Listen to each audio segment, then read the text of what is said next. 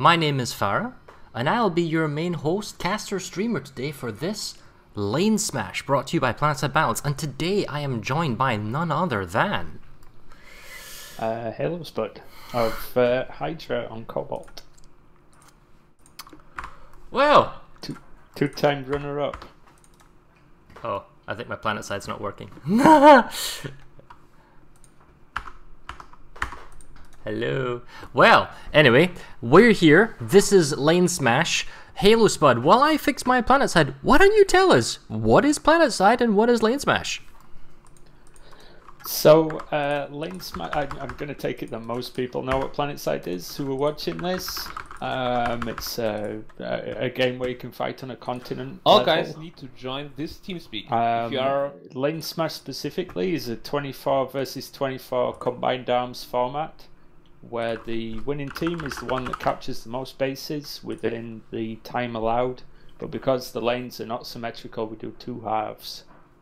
So I think it's 30-minute halves for this lane. It's 40. I might be wrong on that. No, the rule is 40 okay. today, yeah. This lane's a little bit different in that there is no neutral base.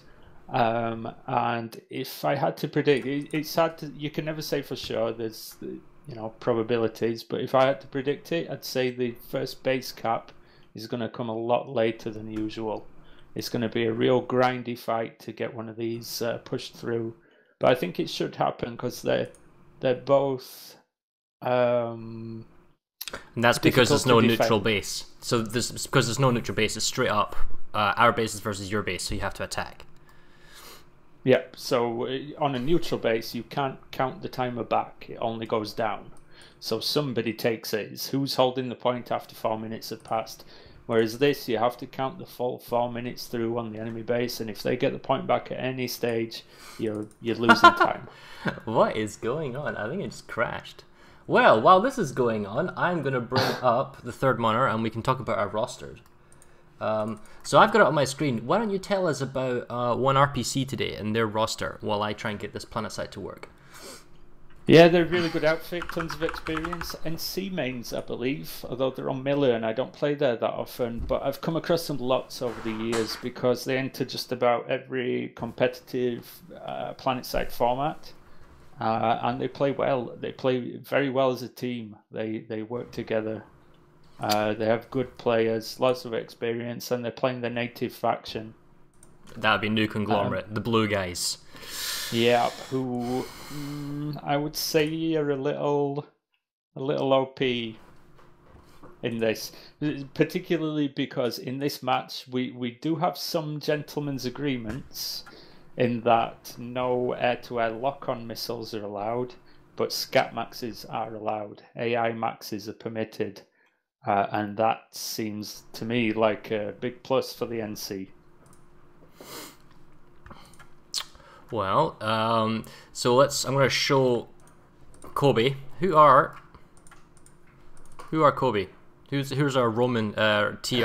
CoBe, they're quite a big mix actually. There's a number of outfits in there. I was looking at their roster, the Cobalt Bears. At the core of it, you've got Red Mist, and there's also what used to be Aegon. I think they've added a P to the start of their outfit tag now for some reason. X-Tac are in there. Catharsis, Cath, who are an NC outfit on Cobalt. What was the other tag? There's another one in there, I'm sure. That's fine. There's a bunch. Oh, okay. Hey, but yeah, it's a big alliance of Cobalt outfits. So is this a Cobalt versus Miller Frenchies? It is very much. And it's pretty well balanced in terms of rosters, I think. If I had to say anything that I thought was a weakness I'd pick out the Cobalt team and say that they're missing some dedicated vehicle players, like some serious tank mains. Whereas one RPC you've got, are you showing the roster? I think he's third on the list. I was. Gunthard. But we're out of that now. Who's got a whole lot of Titan AP kills.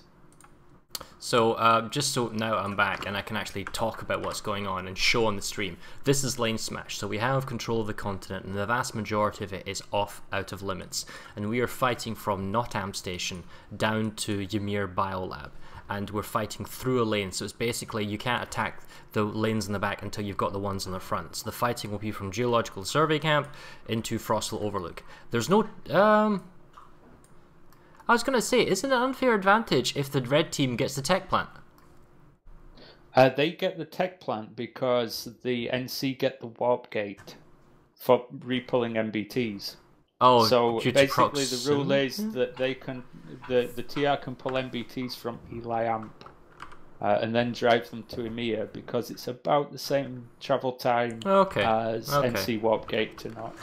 So when we're just kind of showing this is a lot to take in a few moments, but basically the new conglomerate base, which is RSPC, it has a number of opportunities. You can drive vehicles in here, and the fact is this is a 24 versus 24 match, which means you are tied on population, so you need to make your population work for you the best. What's the best way to make your population work for you the best, Halo? Tell me what's the best way to make your population work for you? Well, it's tough and it changes all the time. I mean, this is why players that can do like more than one thing are really valuable in this. People who can play infantry, who can fly, who can pull an MBT and do all of those things really well, worth their weight in gold in this format because your priorities change over the course of the match. The correct answer. What you need to do change constantly. But the correct answer is cheese, cheese, and more cheese. We'll see plenty of that today. So when I say cheese, ladies and gentlemen, what I mean is force multipliers. Oh, I haven't said that in years. Okay, that's a drinking game right there. Basically, if you're a bunch of guys in your infantry, this is a combined arms game. There are aircraft, there are ground vehicles that you can pull from your limited resource pool. If you use a vehicle, you are force multiplying yourself. So if you've got 12 guys, why take one vehicle that can house 12 people when all 12 people can take a vehicle each and have 2 special guns? That's what we mean by cheesing. And then the base is basically, can you take a vehicle which is not designed to get inside the base, and then cheese, because it gives you a remarkable health and firepower advantage.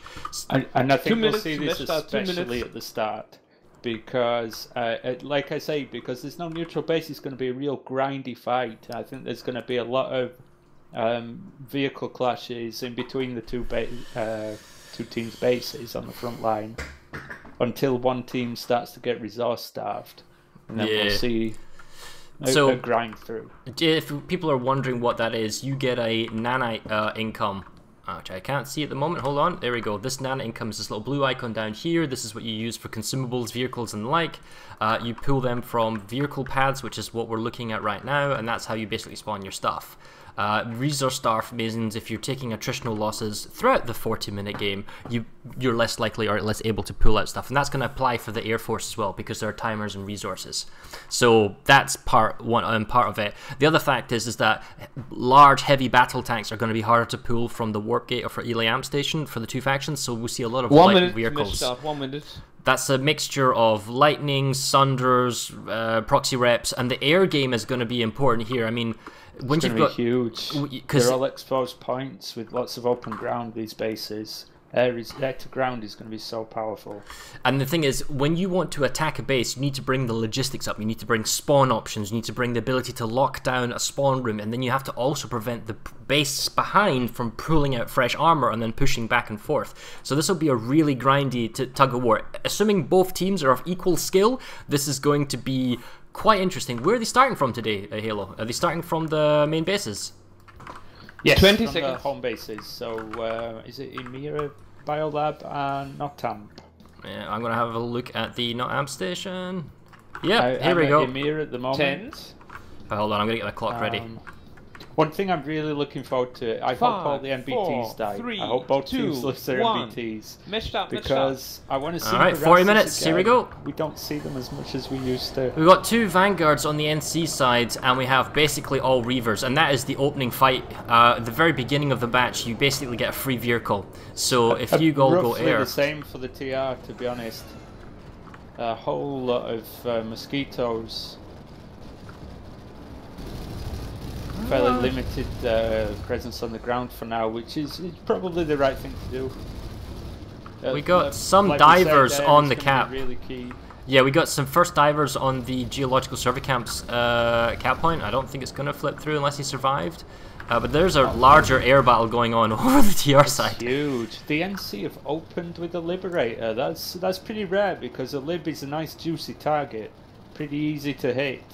So they tend to go down pretty fast in the opening, although he's still going. I honestly couldn't tell you who's got air control. I see more blue, but then again I don't see the reds. So, but this is like the opening crunch. You'll have a dedicated air group, which will be like no more than 12, probably fewer, that always do some sort of logistical support, and you may even have a combined arms team. Oh, I see a Liberator working as a solo man division, flying and gunning. That's skillful.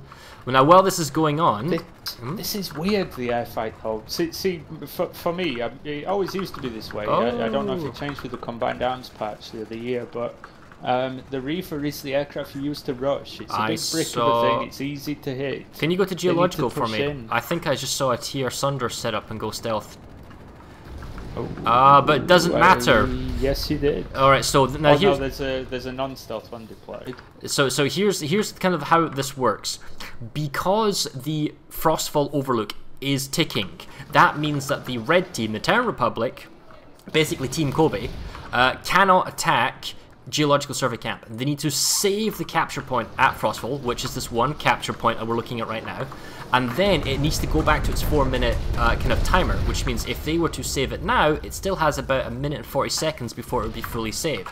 That basically gives the blue team time to come back and fight again if they get pushed off. However, they have themselves a force multiplier Sunder outside the capture point building. You can't deploy the Sunder for spawns right next to the capture building. You actually have to go slightly further away outside a kind of no deploy field.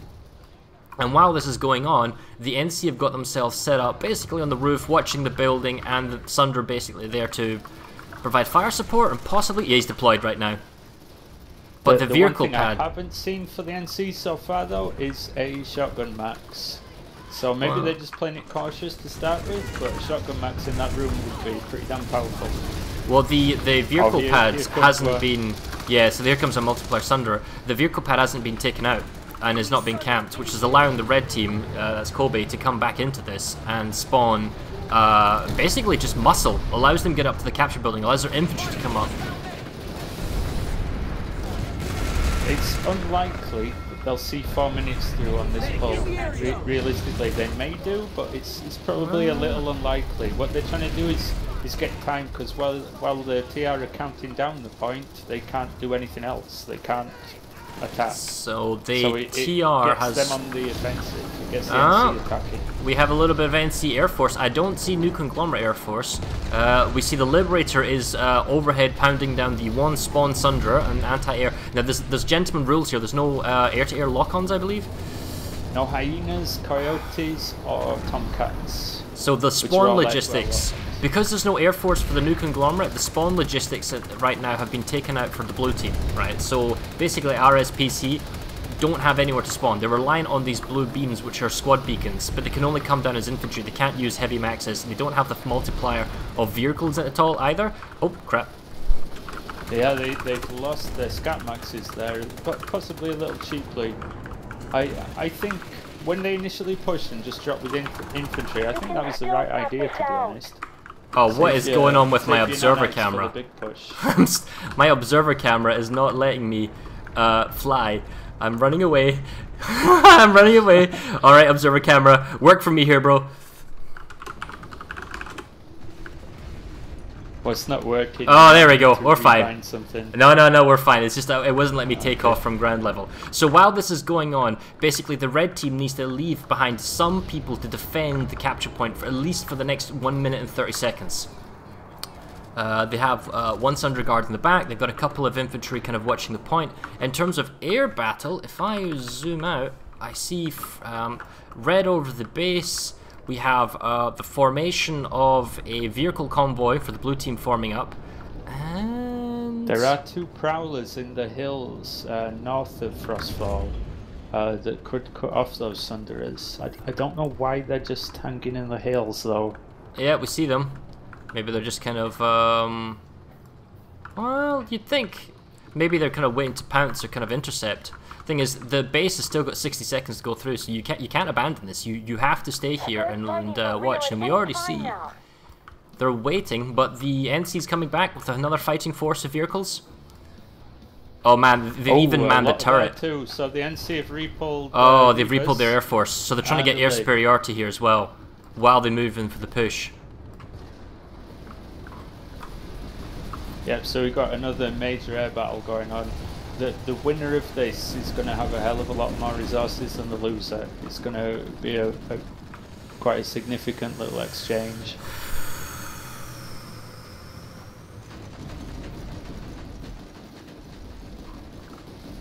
I think that I'm seeing more Reavers than Mosquitoes, but well, it's a full pool of Air Force. They've basically re-rallied. Now the base has been saved, so the red team could totally bypass this if they have, and they're flipping it. They've got somebody on the cap, so all of that blue team is irrelevant now because they've managed to get a couple of harassment. There's a harasser here. I know you wanted to see one of those, and they've got themselves a guy on the point and a beacon. Now, if you're the red team, you use the beacon and then you spawn in here as much as you possibly can. Get everyone in here. Watney, he's in my outfit as well. You basically pull the fight. Very good driver. You pull the fight to Geological Survey Camp, and all of that investment in infrastructure and vehicles that were pulled to go to Frostfall, it's all worthless. Has no meaning because the fight is now at Frostfall. Sorry, it has moved to Geological from Frostfall. Well, I think the air pulls. Oh, two Reavers! They did lose a number of Reavers. Oh, they just TK'd themselves. They flew into each other, two Reavers over the A capture point, thinking they might shoot someone. Oh, nasty. Did you get the names? I did not, no, because we're using PSB accounts. Well, so, a lot of them are named accounts. Harassers are still... Oh, yeah, so they are. Oh, no, that's interesting. Has that always been a thing, to bunny hop up the smokestack? Sorry? Just there's one of the smokestacks next to the capture point that I'm watching with the TR heavies doing that effective bunny hop up. Well, the capture point is still being held by the TR.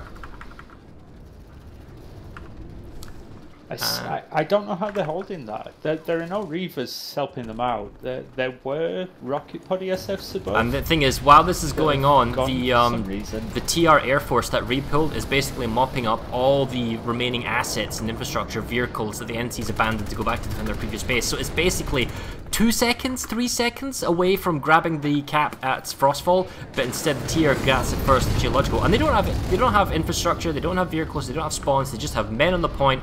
And it buys them time, because even if they get pushed off here with 2 minutes to go, it gives them a 2-minute buffer for them to repool their own vehicles and their own air force, and then kind of mount their own counterattack. Yeah, often these lanes with no neutral base are actually decided by how fast you can remount the attack, because it's very rare to get a base captured in one go, particularly in a close game.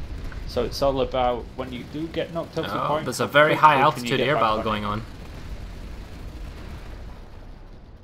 So NC have got the capture point back. You're right, that's practically flight ceiling. And the Mozzies are way outnumbering there. The Reavers really need to just run away. I'm not sure they can at this altitude. Yeah, true. Good point. Oh, and the Liberator's now getting absolutely ganked. I don't think there's nothing he can do. Nope. So the NC is now cleared. And the TR Air is now in control over Geological Survey Camp, but the capture is in control of... They've got their own cap, basically. Oh, it's flipping again. Oh, I see a Baguette stealth Thunderer with a big French flag on the side of it. No, it's going down. He's getting striker to oblivion. So one of the advantages of... We've got a TR Thunderer on the ammo tower. And they have got the control of the cap again. So one of the advantages of Lanesmash compared to server smash is the reduced numbers of 24. It means that you basically have the entire server to yourself. There's no other fighting per se, and the latency in gunplay on a player-by-player basis has a significantly larger impact. Yeah, you get a much better frame rate as well.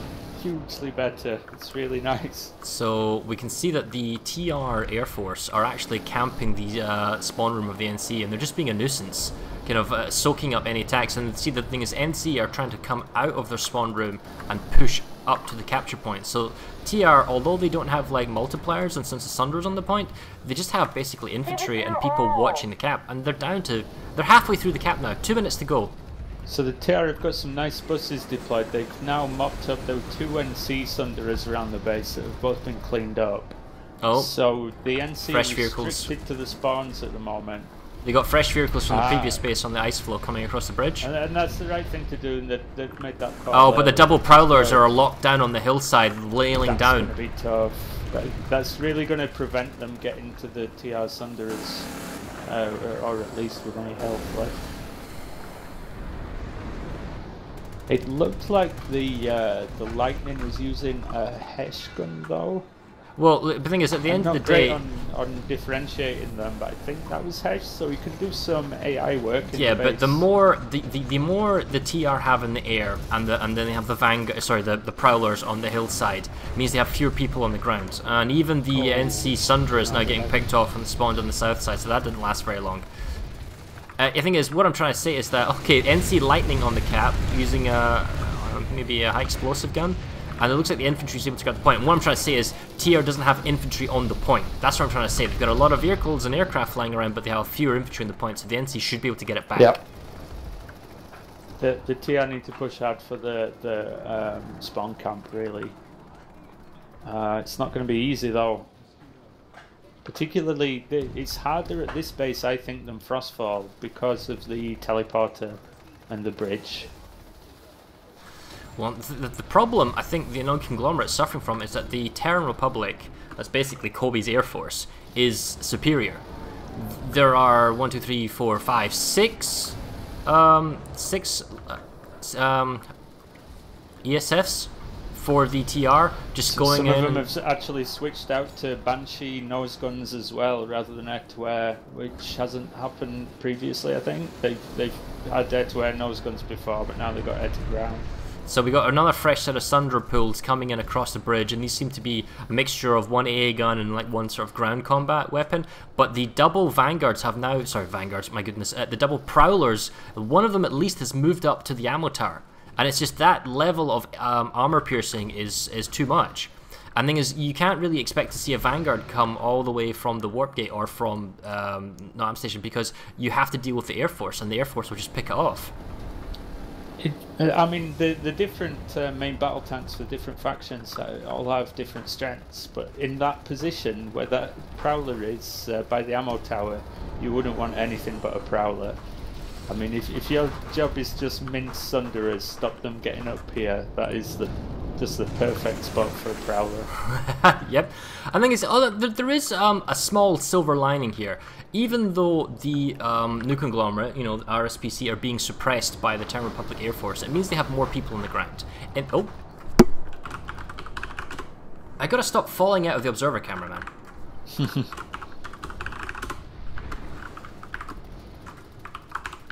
Okay, apparently you can't take off from the ground in the observer camera. That's interesting. There you go. Yeah, what I'm trying to say is that they've got more people in the ground, in the air, which means there's more NC on the ground. So in theory, they should be able to get to the capture point. And there's a lot of relative cover, but that's just not the case, and it's just teetering back and forth. And to be honest, I can't see how RSPC in this scenario. Oh, again. Yep, diving in from high. Big one.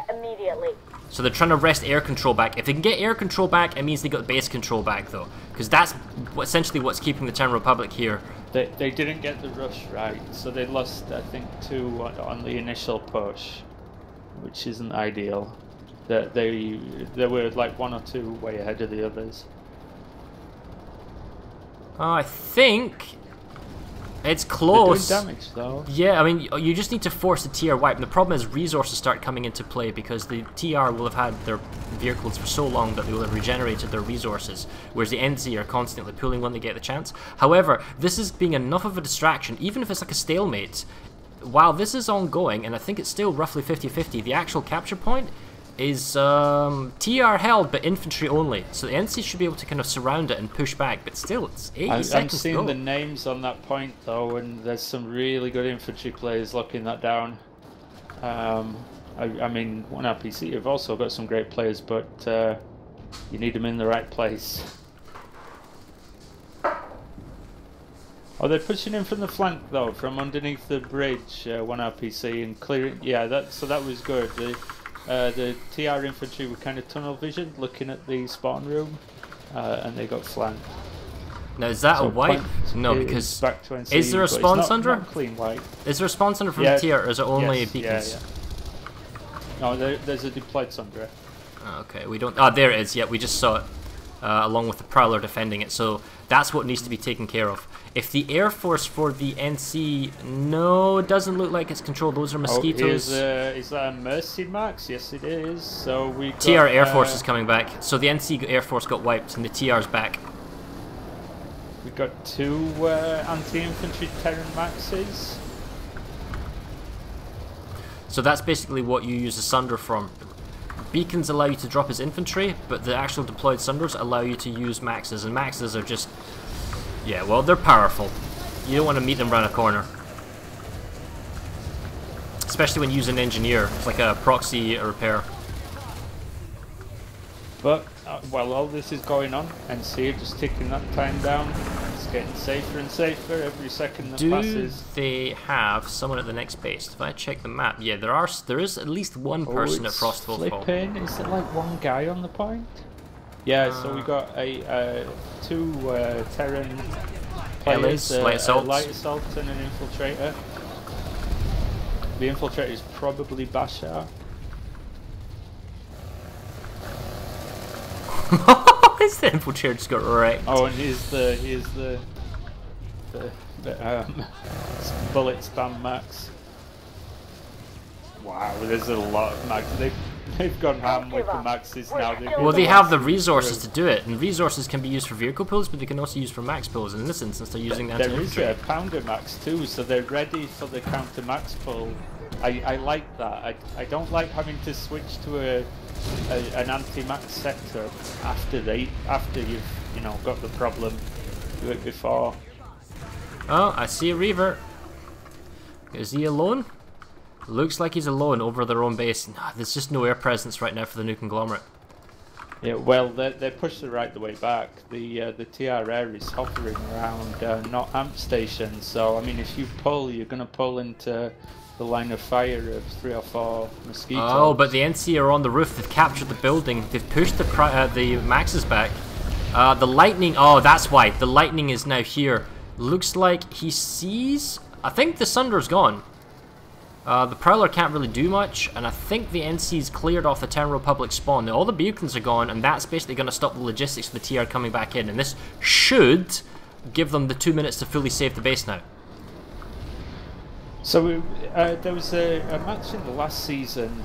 Some of these players were actually in it. I think Juicy Air was in a harasser in it, but where XTAC had a team, and they lost the vehicle game, they lost the air game. But what that meant is they had 24 infantry players. So getting them off a capture point was extremely difficult because all of their players could go to the point. So sometimes by dominating in that way, in the air and on the ground, you just the double harassers. You make things a little bit harder in terms of getting the capture point. Yeah, the thing is, the double harassers for the NC, they seem to be making a big deal, at least kind of controlling and locking out the alpha cap point. Although I do see on the minimap the TR is back in good numbers, and we see there's a fresh spawn sunder up. That's why. If either it wasn't destroyed or it's now back, and there's a secondary support coming in. Still, did that Banshee mosquito just get decimated? If it did, that's awesome. Whoever did that, nice shot. While this is going on, I think the main fight is going on in the L building. Let's have a peek.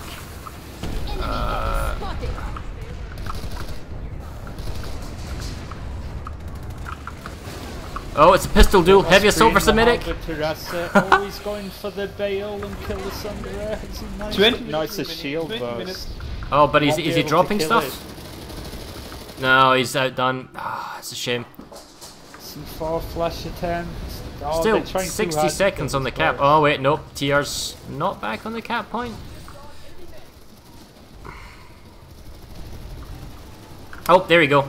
Point is beginning to flip, but yeah, more NC are back, so they saved it. 45 seconds. You'd have to say that the Terran Republic has probably had the most momentum in this game and has most control, but it just shows how difficult it is to push and attack when there's not a neutral base. Yeah, they haven't got that close really to capturing, and I think a part of it is that they're not leveraging their air power too well.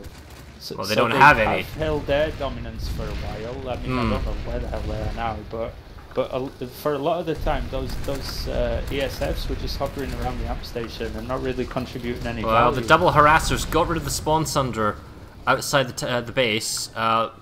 Prowler just, you know what? It's difficult for a Prowler to go after double harassers and make a contributing kill there, I guess. Air Force is slightly back. Yeah, rocket podding the harassers. Capture point is flickering again, almost fully secured. I think that's just infiltrator play though. No, there's some on the roof.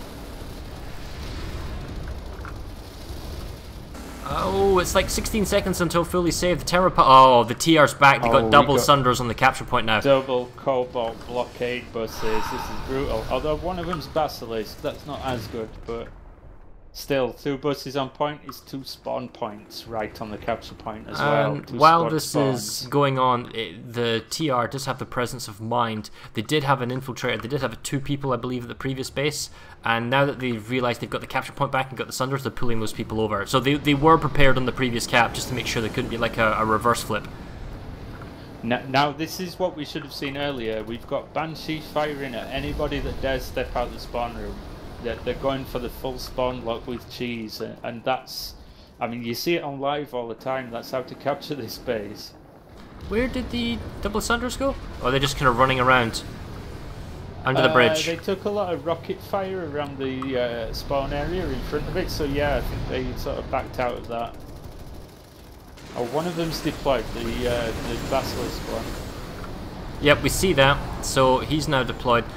He's kind of close to the teleport room, but it gives them excellent spawn chance. Oh wait, never mind. There's a harasser underneath the bridge. There's a Cobalt bus coming down towards it now, a double Cobalt one. Oh yep. And he's going towards the capture point. He's not really a vehicle driver though. That's Nicky G. Who's more of like a Jaeger main, a scrim player. I'm wondering if there's a custom horn for screaming, get on the bus and use my guns. Oh, he's rammed the harasser, he's going full on for it, he's nearly Oh, dead. The engineers have dropped out. Have they got mines? Oh, yeah, that was a mine, but that's a diffuse shield, isn't it? That's not actually doing anything. It looks shiny. Oh, hello, I was going to say, rocketing their own Sunder? No, the new conglomerate Air Force has turned up. So that must be a full air pool. Oh, yeah, yes, the whole air is actually. here. That's how many? 3, so this is now mopping up 6. all of the logistics of the TR, and the NC pushes back out and grabs the capture point. And we have... So it's like 6 CSFs in a lib, so we've got 8 guys dedicated to the air on this. But it's worked for them, they got the capture point back. It gets, as soon as they get rid of the force multipliers of the Sunders and get rid of the spawn options, it instantly flips the base back in favour of control of the NC. And we have 16 minutes left, nobody's managed to grab a base yet. Cobalt bus is going down. The close games where you've got 2 good teams with no major weaknesses on a lane with no neutral base. Oh, and it's interesting that before. There's like 1 or 2 reavers staying low doing kind of ground pounding stuff, but yet the remainder, if you look really high, are basically watching top cover, looking for any incoming enemy anti-aircraft to call out, hey, warning. Oh, there's a lot of TR in the L building. All of them to do that, really. One guy fries. They've done a vehicle recall too, so we've got a harasser and a lightning on the road. I was just watching an infiltrate. Very much focused on this base though. I'm just going to take a quick look at Frostfall and see, is there any NC set up there? Like even just a stalker cloak or a beacon or...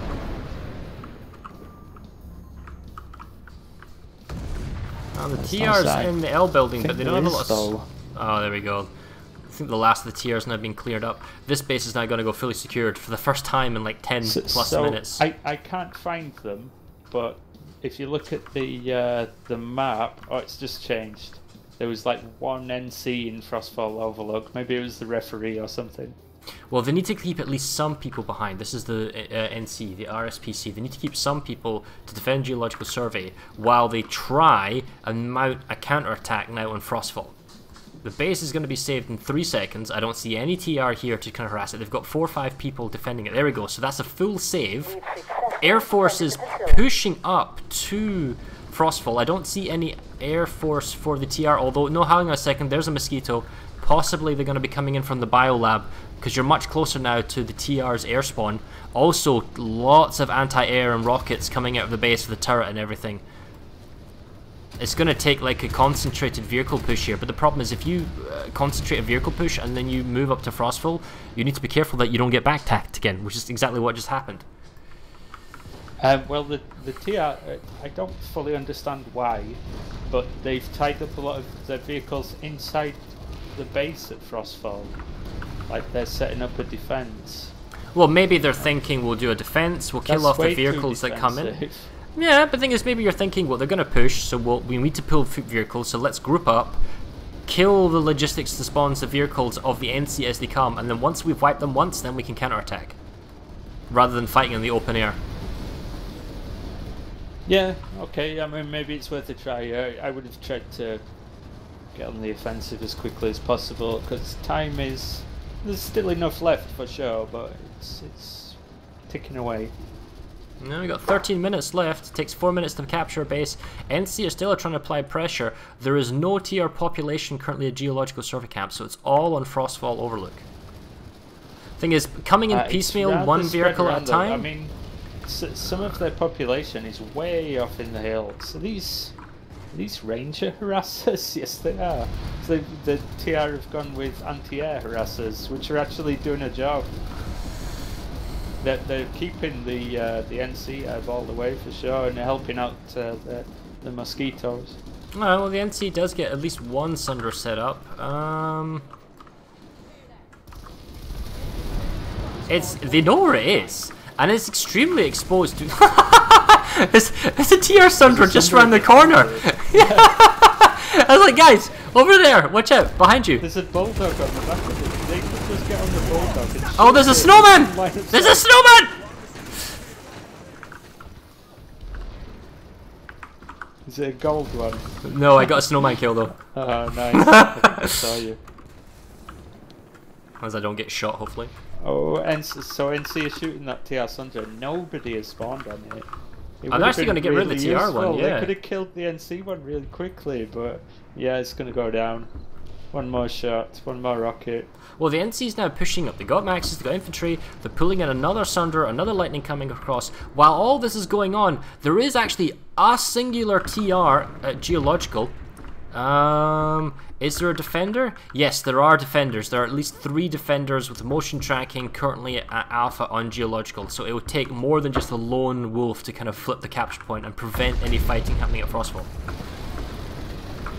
Ooh, I'm watching some nice harasser work from the TR cleaning up NC lightning there. NC have moved up their spawn Sunder right outside the capture point at A, but there's a double kind of combat Sunders for the Terran Republic, just driving around, running people over, using the guns, being annoying. They need to be dealt with by the NC before they can get into the capture point.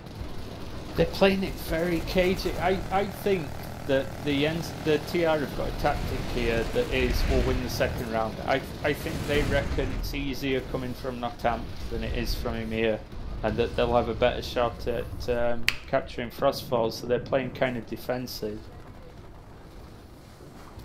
And that's a risky tactic. I think you should always push for the win.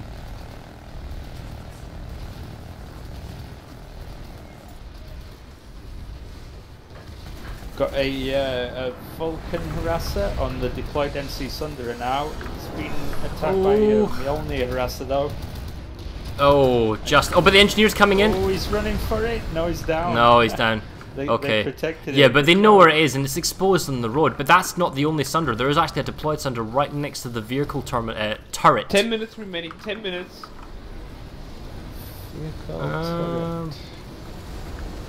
It's the one right next to the ACAP, the one that's actually still alive. There is actually a deployed Sunder there. Okay. So that is the main spawn option. The thing is, what the NC needs to do is they need to try and destroy the vehicle pad and keep it down. That would actually help it infinitely, because then the team has to pull closer to the biolab. But it's very difficult to do and keep down. But they haven't got access to the control pod yet, but it is still a moment before it comes back. So like, there's a 30-second buffer time. There's nobody at the next base though, so like one person from the TR could move the fight back to Geological, because there's nobody at Geological. The defenders at Geological were basically called over, hey, we have the capture point, you're safe to come here and fight now. And see, bringing in the Mjolnir harassers here to try and mop up the TR Sunderers. Mjolnir is a very good tool to do that. It will dispatch a Sunderer quite quickly. So the TR gets a full save. NC are right outside. Is there any... Yeah, there are TR at Geological. There's 1-on-1 at least. Yep, the capture point's flipping. Now there is an NC... They've got a Sunderer coming up too on the road. The Terrans is about to deploy. It's 2 TR, but the problem is the flight... Now, how quickly can you save this as the NC before it becomes a full route? Because the more people you pull back, the less and less you have to maintain the fight. Sunderers deployed. They'll have given the comms on that. Yeah, we've got people starting to spawn in. The NC are slow. See, the TR, they can just abandon the previous base. They all redeploy and they all come back here, and the NC are significantly slower. Being pulled too. They got beacons coming in. Oh, the capture point is being contested. Medics in, Phil's engines, they're getting ready. They want to lock this down. The NC have got to be quick and try and nip this in the bud. If the longer they leave it, the tougher it's going to be to. Well, there's already a TR max now on the capture point. The more time they buy, the easier it is for them to get rid of all the vehicles and all the logistics at Frostfall, and then the fight basically stays here. Having said that though, it's still not going to be easy for the TR. Because they lack the vehicles that you need to really cheese this. You want some Cobalts overwatching the routes into that point, flanking it really, around the Chevron building to the north.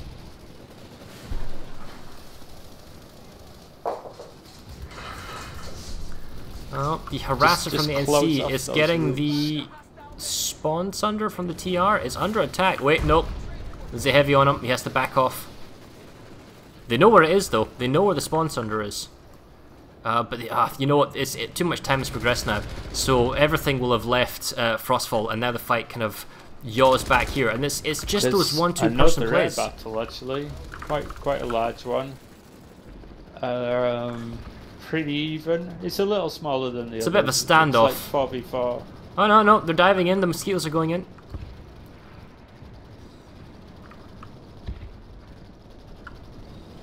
Oh, they're trying to get that one dude. That one Reaver's super low, but excellent dodging. And is baiting the other mosquitoes in. Now he's outnumbered. He has to back around. Yeah, there's a few of the Reavers backing away now. They're leaving their teammates in the lurch a little bit. It's interesting. Always fun watching a Liberator trying to chase and gun down a mosquito.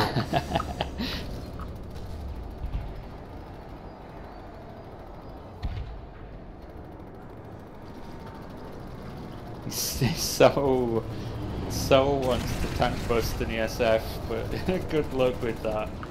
I think the TR are slowly picking the NC apart. That's a number of kills. Now the Liberator's by himself. What can he do? I'm just going to nip back to Geo Survey, where TR are just getting back on the point. And it is chaos. It is absolute chaos. There is air to ground from the NC. I mean, to some extent, they're just ignoring that air fight in favour of cleaning up the ground, or attempting to. They've got a deployed Sunderer too to flank the point. I don't see TR holding this at the moment. So they have it currently, but. Yeah, well the thing is, the game clock is 5 minutes and 20, so it is, the new conglomerate, that is RSPC, cannot gain an advantage, a lead in this game. It would take too long to save this base, and there wouldn't be the full 4 minutes to go back to Frostfall Overlook and capture it. So what they're playing for is a draw in this first round. So they just need to go ahead and... the Terrans have got to go balls to the wall, just everything in there. use all your nanites. Just pull anything and get on the capture point. They've only got like 2 minutes to count down. They're close. They're pulling another bus up. He's gonna drive right into a Mjolnir harasser though if he's not careful. Oh, it's Halberd this one. No, ignore it. Let the heavy deal with it. You go deploy. No, the NC got control of the capture point back. I mean, I see the TR. Oh no, they're bringing back 4 Sunders, 5 Sunders. They've got Air Force control as well. They really need them. Get those deployed. Stop trying to engage the harassers. Just press B. Oh, okay, so 1 Sunder's there, but he's fighting the second of the NC that just come along the bridge as well.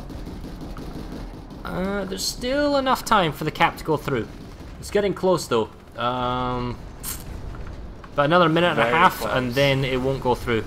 So the it's getting to the point where all the NC need to do is just keep stalling it. Just get on the don't get full control, but just keep delaying. Well, the thing is, for the easy point to do that. Actually, you know what? Unless they get on the point in the next 30 seconds, it's not going to mean anything. And the NC are trying to, they're desperately holding on to this. And at this point in the game, it doesn't matter about anyone else. It doesn't matter about the next base. It doesn't matter about the air game or the vehicles. It's all about we need to hold this 30, 40 more seconds, and then boom, they can't. And that's it. They can't do it now. If the TIA were to grab it, there isn't enough time to capture the base. So it's a draw.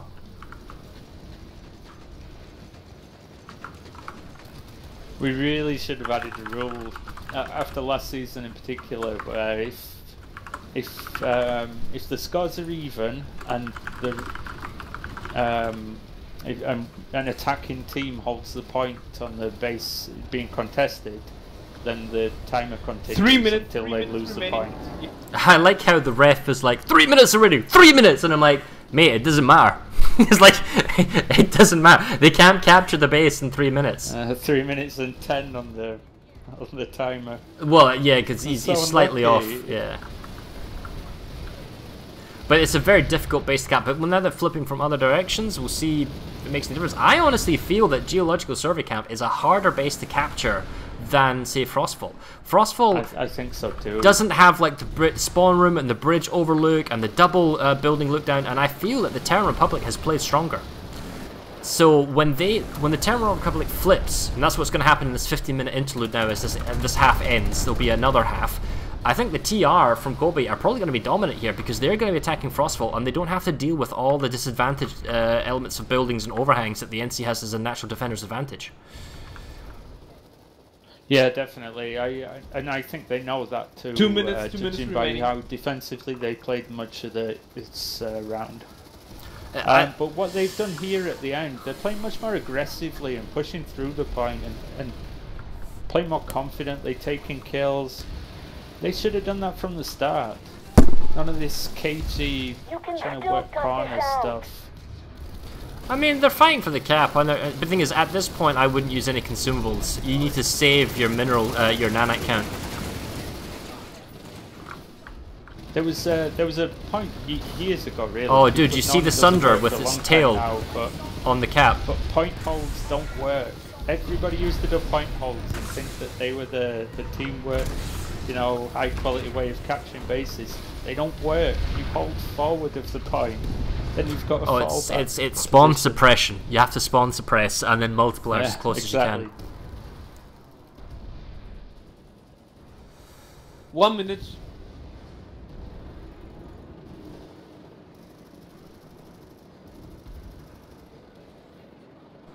I think the teams are just kind of calling it quits. There's nothing they can do about it. Pretty much. But like you say, I would say that the TR are in a better position for the second round.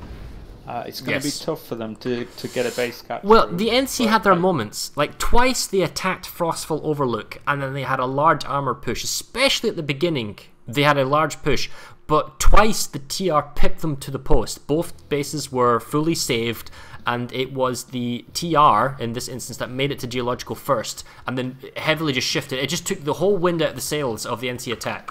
They made very quick calls, the TR. 10 seconds. They like that initial attack where the NC got on Frostfall.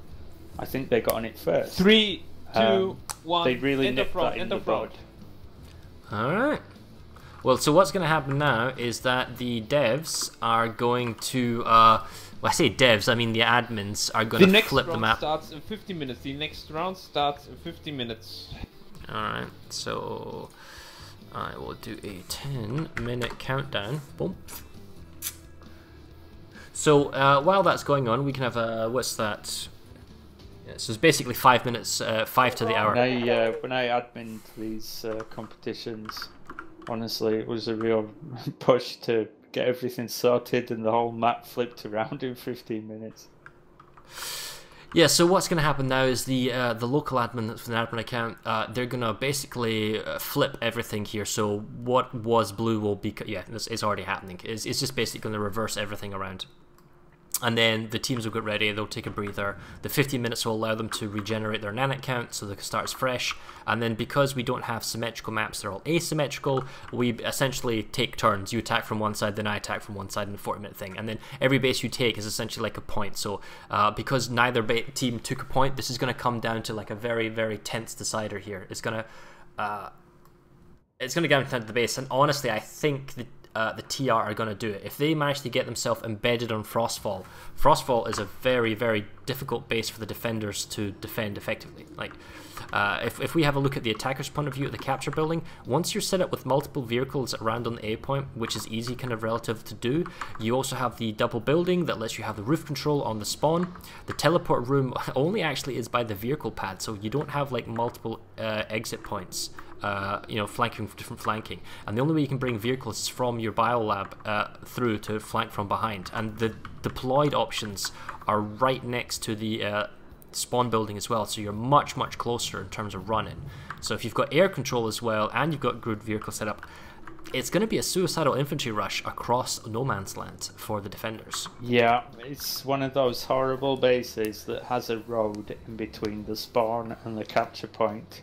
And it creates this horrible death zone that you have to try and get across, but when you do, you're going to be shot by 8 guys at once. It's a bit of a nightmare. And I think you've already called what the solution to that is, which is really pulling up a Sunderer from the previous base, trying to get a spawn. There are lots of kind of gnarly rocks to the south of here, where you can get cover from any vehicles on the road and with a little luck get a Sunderer deployed. And that's probably how to defend this. Or as the TR did in the last round, to just preempt it, just get in early and don't give them enough time to set up the brutal spawn camp. I don't see how CoBe are...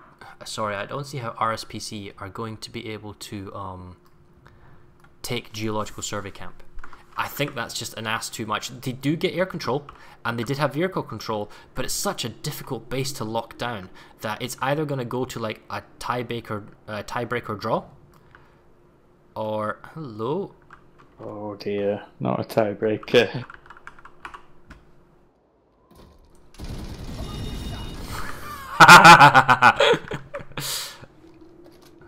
Sorry, who's Alpha Cam? I killed one of the other observer cameras. Sorry, I just saw him jump out. So I was like, referee. It wasn't me. I'm on number 4. That's fair enough. Okay, I'm gonna fly away before he kills me again. I'm just reading the tiebreaker rule, just refreshing myself on it. So, if it's a lane with a neutral base, you just do another round on that lane. This one isn't. So. One round will be played on lane 1, which is Heoka to Tumas, so Chimney Rock is the neutral base. So if we get a tie in this round, we do a tiebreaker where they play. There'll be a quick coin toss to decide who starts from which base on that lane, and then it's who can capture Chimney Rock first. Chimney Rock. Yeah, Heoka Tech Plant to Tumas Tech Plant on Amarish. Off continent? Oh, okay. Oh, fair enough. While this is going on, I'm going to show the rosters. All players can now join your home base. All players can now join their home base. Okay, so they're basically going back. So I'm going to show up the roster again. we are currently looking at the French stack team. So tell us, since I really haven't played this in a while and I don't know any of these names, tell us about French stack. Who are they? And since we've got a bunch of viewers since we started before. So in there you've got two outfits, predominantly one RPC, but you've also got AR3S, who I know The second less round about. starts in 10 minutes. The second round starts in 10 minutes. Sorry, Erot's interrupting me all the time. I don't know if you've muted him, but I keep forgetting to. So one RPC, a really old outfit. They've got players with like vast numbers of kills on their characters. We've been playing this game for since day one. They have tons of experience. They have great team play. They're in terms of their scrim team, they were known as necromancers because they used the same number of medics as everybody else, but got twice as many revives in every match. Their medics did great work, but they do have good players as well. They are a strong team and very tough to break down. I think they lack a little in vehicle play for Lanesmash particularly. I don't think I'm a fan that much of Esmir. I like it when I get to bring 15 or more prowlers to a lane. I remember some of your opening tactics at Lanesmash. I'm sure you did 8 or 10 prowlers a couple of times, or with just one man in and an AA gun on the top. Well, in previous smashes, I believe it was we had the air group that kind of went air, but it was all about control on the ground vehicle. I know it was like an indoor lane or something. So we just went like 10 prowlers the first game, and because the second one we were further behind, we just doubled down and went like 15 prowlers or something silly like that, and just massive armor pushed it. Anyway, as far as here, the opening play, I'm going to now show CoBe. So maybe tell us about CoBe while I look at the map. Yeah, so they're a real mix of outfits. You've got who are smallish outfits really.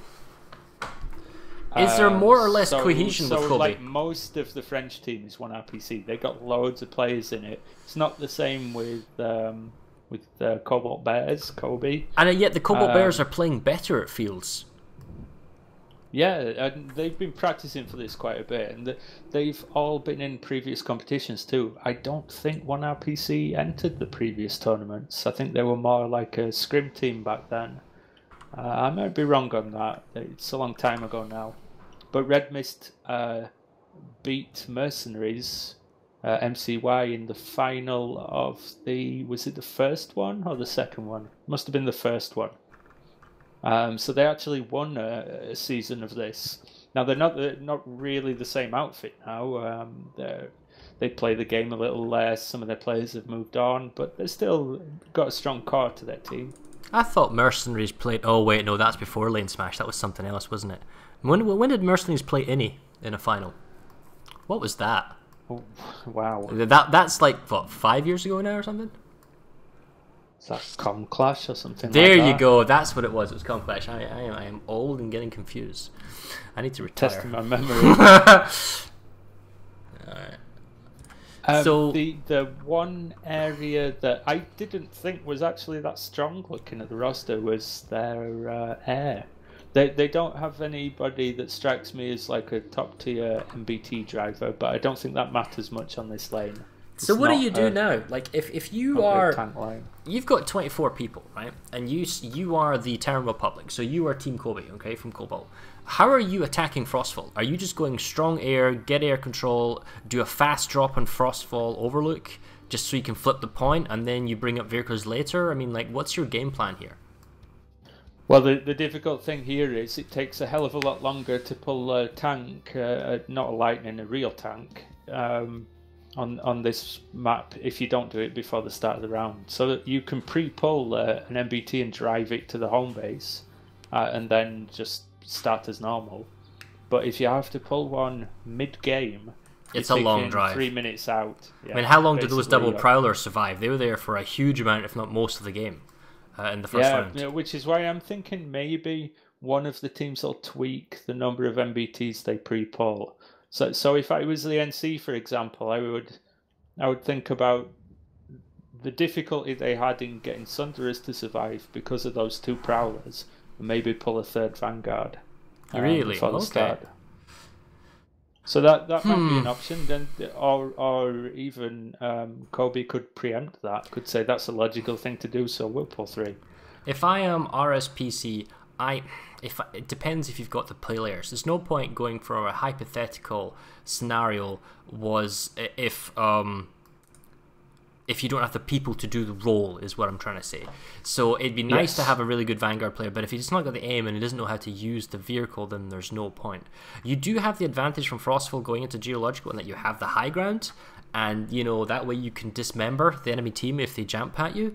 But otherwise, I don't see, like, going after Geological is still pretty tricky. I mean, if I was NC, I think thing is I want to say big air pool because that's important, and then in the previous Smashes, big air pool was always important. I don't think they have the players for it though. Yeah, so then I think they got their main pilots up already.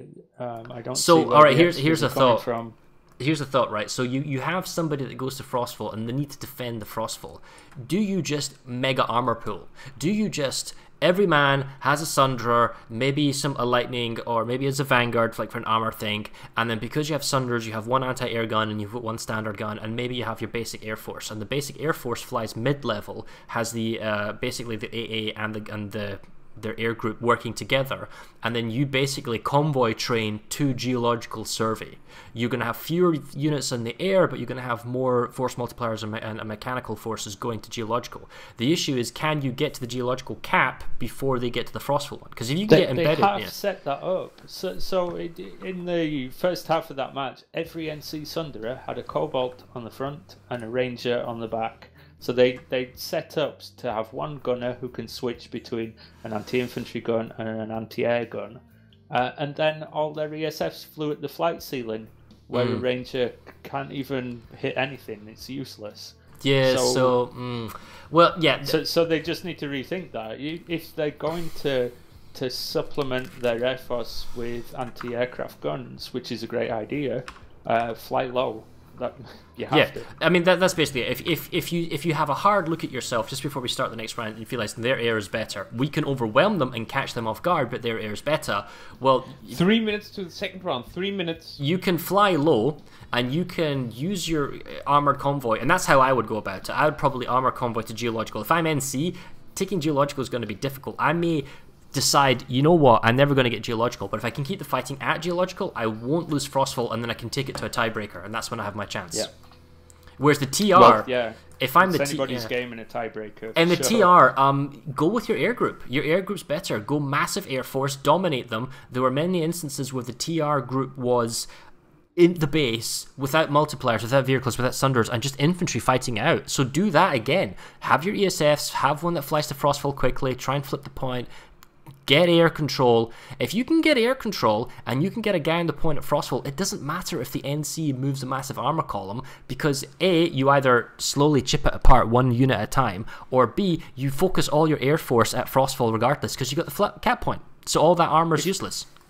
If the NC do choose to fly lower in order to drag the TR air over AA guns, there are other advantages to that anyway, in that if you're below the other ESF, you're aiming upwards, you stay in hover mode, and the other guy falls out of it and can't control his ESF nearly as well, and closes towards you, which is not what you want as the Mosquito. You've got a smaller hitbox. You don't want to be really close. You want to keep a little distance, ideally. Sure. Well, I think we are gonna go soon. Other than that, how many? What's the alternate lanes like in the previous rounds? Have we been just basically going through all the different continents? Like this round is Esamir. There's a set of lanes. I think there's about 8 of them, and I think each team captain is able to veto one of them, and then it's randomly selected from the remainder. I don't think there are any lanes on Indar anymore. Really? That's a shame. Indar had a great... Oh, wait, hold on. They might have changed it. No, has NS Secure Data changed? No, it hasn't. Go from a Latin Biolab and Havar Tech Plant. You go from Physics Lab and Research Lab into NS Secure Data Lab. That is tank fighting country. It's high. It's also very high plateau level, so that the aircraft can't go very much higher above the ground than normal. Well, yeah, that's true. 1 minute. And those are all interesting things about it, but none of the team captains wanted to go there ever again. We did one in the last season as well. That went. It's a shame. Where was it? It's a terrible shame. Shame. Was it Mau to Allerton we did as well? Okay, well, I'm looking at the NC group right now. We got, I believe it's just mostly a Reaver pool. There's double Sunders, and that's it. We have ESFs and double Sunday. And that's it. There is no other armor vehicle in that sense. And if we fly over to the TR... So there's a whole lot of ESFs, I guess. I'm just having a look at the TR. 20 seconds. Seeing a whole lot of ESFs. It's a different meta style. I mean... I guess maybe I just try, maybe think outside the box or gamble in a different plan. 10. Things at the very opening play, you might assume that... 5, 4, 3, 2, 1. I think the TR are doing second the round same starts. thing. Second round starts. I've found the two Prowlers now. I think they're going the same plan.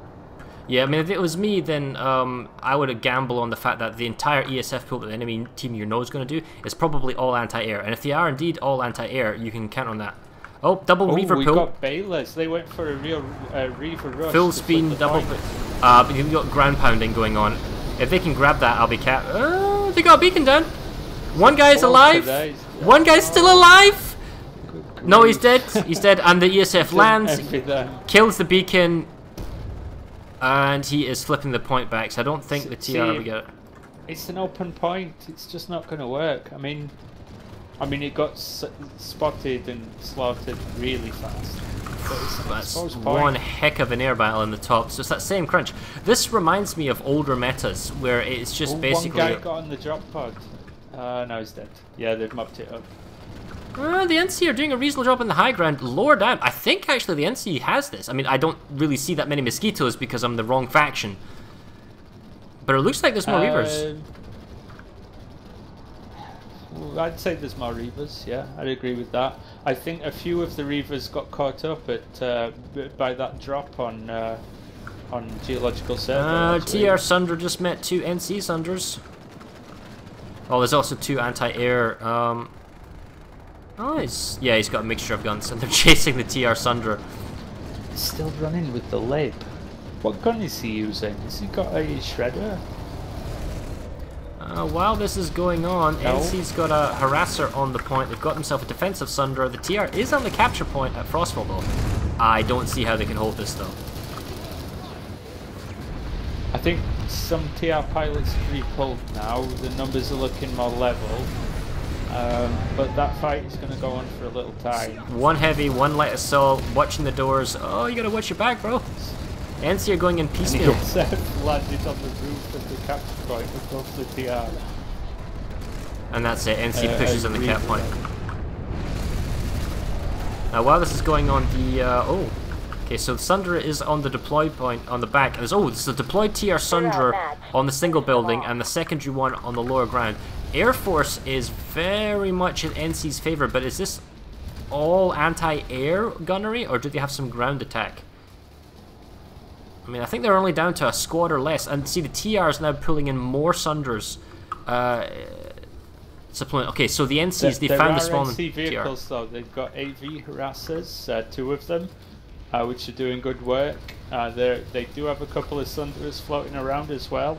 Yeah, so now the TR's in this instance where they've got a bunch of vehicles outside, totally spotted. They're going to get picked off. The base is going to get saved in 7 seconds. Is there an NC at Geological? There is not, according to the pop. They have a deployed bus inside the base in a reasonable spot. Being rocketed to shit, though. They really need to kill the NC Sunderers or this push is going to fail. I think it's going to fail, more likely than not. That TR Sunder is still alive on the edge of that building. Heavily smoking, but permanently repaired. There's a deployed Sunder on the other side. There's a harasser behind it too with a halberd pot shot in. He can one-shot those engineers if they're not using that's flat disappointing. Armor. One of the Sunders has got double anti-air guns, and I'm like, that's not the way I would go about it. The deployed one's got dual cobalts. To be honest, those will hurt that harasser. Somebody should get on the ground. TR Sunder is down, and the other one's deployed because they're friendlies. Capture point went. Nope, stopped. TR is now in the building with about 6 people. We're going to hold it though. No spawns. Oh no, it's never a case of holding it, but it's buying good, time. But the more time you can buy this, the less they can, you know, attack you from behind, and you get more chance of people flying in or getting spawned. Logistics. And if they play well, maybe they'll kill another Sunderer, kill another harasser, deplete. The issue is a little bit more. The issue is all the defensive vehicles. There's like 1, 2 deployed NC Sunderers, giving them options to spawn from behind the TR's attack line. They're not coming from spawn. The Prowlers are still alive though, and have a nice. Oh yeah, caught them actually on this base now, so they could pick Sunderers off one at a time. Sunderers apart, certainly. They can see 3 vehicles from where they are, I think.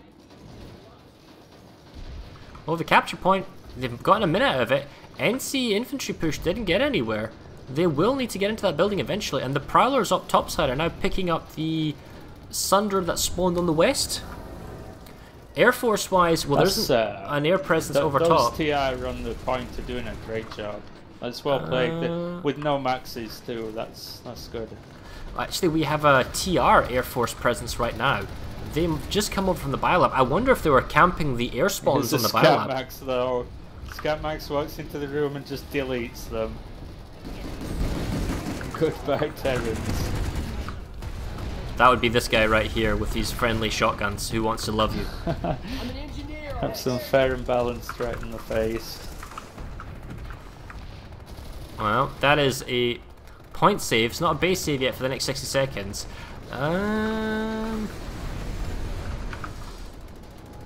Spawn logistics of the NC are slowly being chipped off, although the Prowlers can't really do much from their position. They can't see the other 2 easternly Sunderers. Yeah, so they're on the other side too. Yeah, they're working together, which has pros and cons. I mean, they're not covering 2 flanks. They could do with something on the road.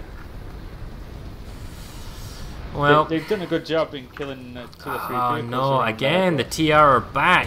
The NC just can't catch a break. They need to lock this down. This is getting worse and worse and worse every time the NC comes back stronger and stronger. There's a fresh air pool coming in. There's fresh I Reavers. was right though, and you also in the TR. They knew that this was their round. This was the one to go for it. I think they knew this they're was using be a tough game. They're using the Glenative lookalike mountain, the TR mosquitoes, basically kind of pop up, fire everything on the eastern side of the hillside that the Prowlers can't see, and they're just picking off the NC aircraft, the ground vehicles. And then I know that the NC has pulled a fresh bunch of Reavers. Yep, they're up top, they're up high. They're too high again.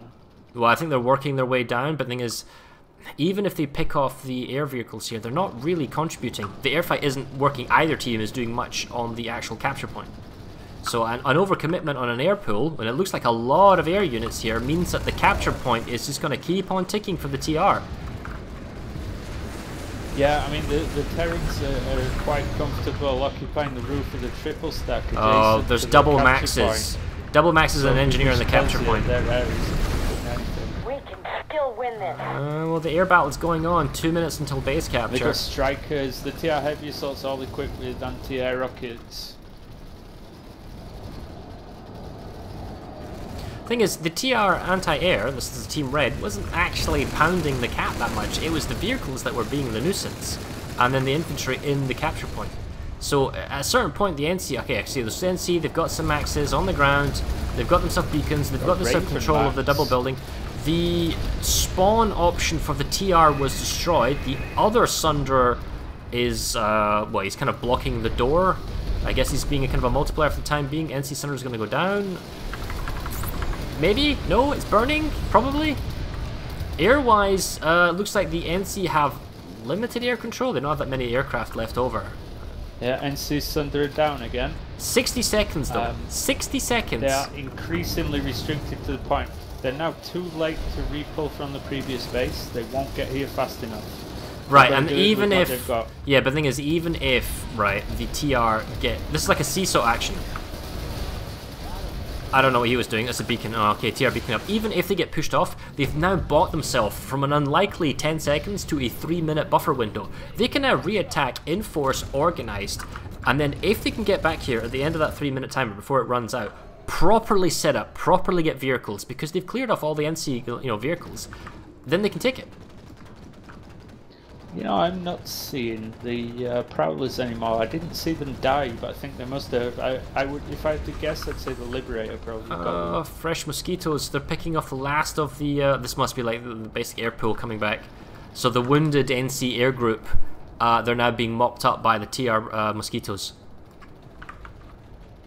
So we got a little Sunday convoy coming up. We've got a fresh harasser. What gun does he have? He has a Cobalt. So we've got an anti-infantry harasser. Not a lot of protection for these Sunderers. In fact, 0 protection. None of them even have AV guns. So they're going to get minced by these harassers. Oh, so here's another thing that we're watching on stream right now. So the main base of the NC is Ymir Biolab, but the air terminals are being killed by the air group. So the 5 mosquitoes that we saw kill off the air terminals. It means an engineer has to come out, it needs to repair it, it needs to spawn, and if you've got a guy watching the air pool, you could basically jump someone. So the NC might have to pull their air group all the way from Eli Amp Station just to be safe. Okay, so here we go. The TR, they don't have to stay behind. They don't have to leave anybody at geological, and the NC has somebody there, but that's kind of wishful thinking because there's a whole 90 seconds that the TR has to get back onto the capture point. And we see that there's a grand vehicle convoy coming in. We got 1, 2, 3, 4, 5 Sunderas, maybe even a Lightning. And then we've got ourselves, our air group is in the hands of the TR as well. So they will have these logistics in place. Sure, they might lose a couple of vehicles. Sunderas now too. They've got a stealth bus on the road. It's quite poor actually. It's not in a good spot, but they do have a spawn up now, and more pushing in. The NC is doing a good job at harassing these vehicles for the TR. 29 minutes remain. 29 minutes. That's a very odd number, but okay. I think he missed 30. Okay, so the capture point is flipping. Nope, very brief, and it's gone. So it's the noble Scatmax sitting in the corner on the capture point. I'm wondering, why do teams now just use double blockade armor? Is proxy rep no longer a thing? Is it too weak now to be effective? They halved the repair effect quite a long time ago, actually. I would still take at least 1 proxy rep. If you're going to take 5... well, the ultimate is you mix in MBTs, harassers, lightnings, and proxy reps at the back or in the middle. And yeah, that's really powerful. But if you, the thing is, if you're going to bring like a 5, 6, 7 Sunderers, I'd take 2 proxy reps and just have the blockades up front. I mean, it still has an impact, but no, okay. Yeah, it certainly does. And I mean, how many engineers are repairing these things? Most okay, so we're shooting rather than. Can you go to the next base? Can you go to geological? Right, I'm watching Frostfall, and then there's a Max in here with his friendly shotguns and infantry. They need to hold this for 11 seconds. Is there anyone at geological for the NC? On the map, yeah, it says yes, but I can't see them, so it could be a cloaker. Oh, TR pushes in. They're here on the 0 second marker. When I go to it, so. Oh, 0 second marker, and the TR comes in and they flip the capture point. Ooh. It's one heavy assault is doing his best. He's pistol whipping the TR now. It's not enough. He's not got enough ammo, man. So the TR comes in on the 0 second marker. So even if there was an NC at the previous base or geological, doesn't matter. TR is back. They've got themselves set up on the capture point. Maybe too many NC were moving to the next base. Now I think this is a better option than the Cobalts they've been pulling previously. It's anti-infantry if anyone's wondering. So they've got themselves a deployed Sunderer. Very strong anti-infantry too. Yeah, an Overwatch grenade launching Marauder harasser. They've got themselves double beacons. This is the most entrenched that the TR have been on this capture point, because essentially the NC all previously had like 3 or 4 Sunderers around the base, giving multiple spawn options. Now that the NC doesn't have any alternate spawn options, they can only come from the base, which you can see they're bringing some Sunderers in, but they have to deal with the long-range kind of mosquito harassment. We see fresh air pool from the Reavers. I've seen this criticised on live quite a few times. The Shield Sunderer deployed adjacent, just over the wall from the NC spawn, but it works, and it works because although you have to run past the enemy spawn to get from there to the point, you create a fight that's away from the point. Because the NC have to run past you as well. Alright, so this is the most entrenched the TR like been. A distraction fight.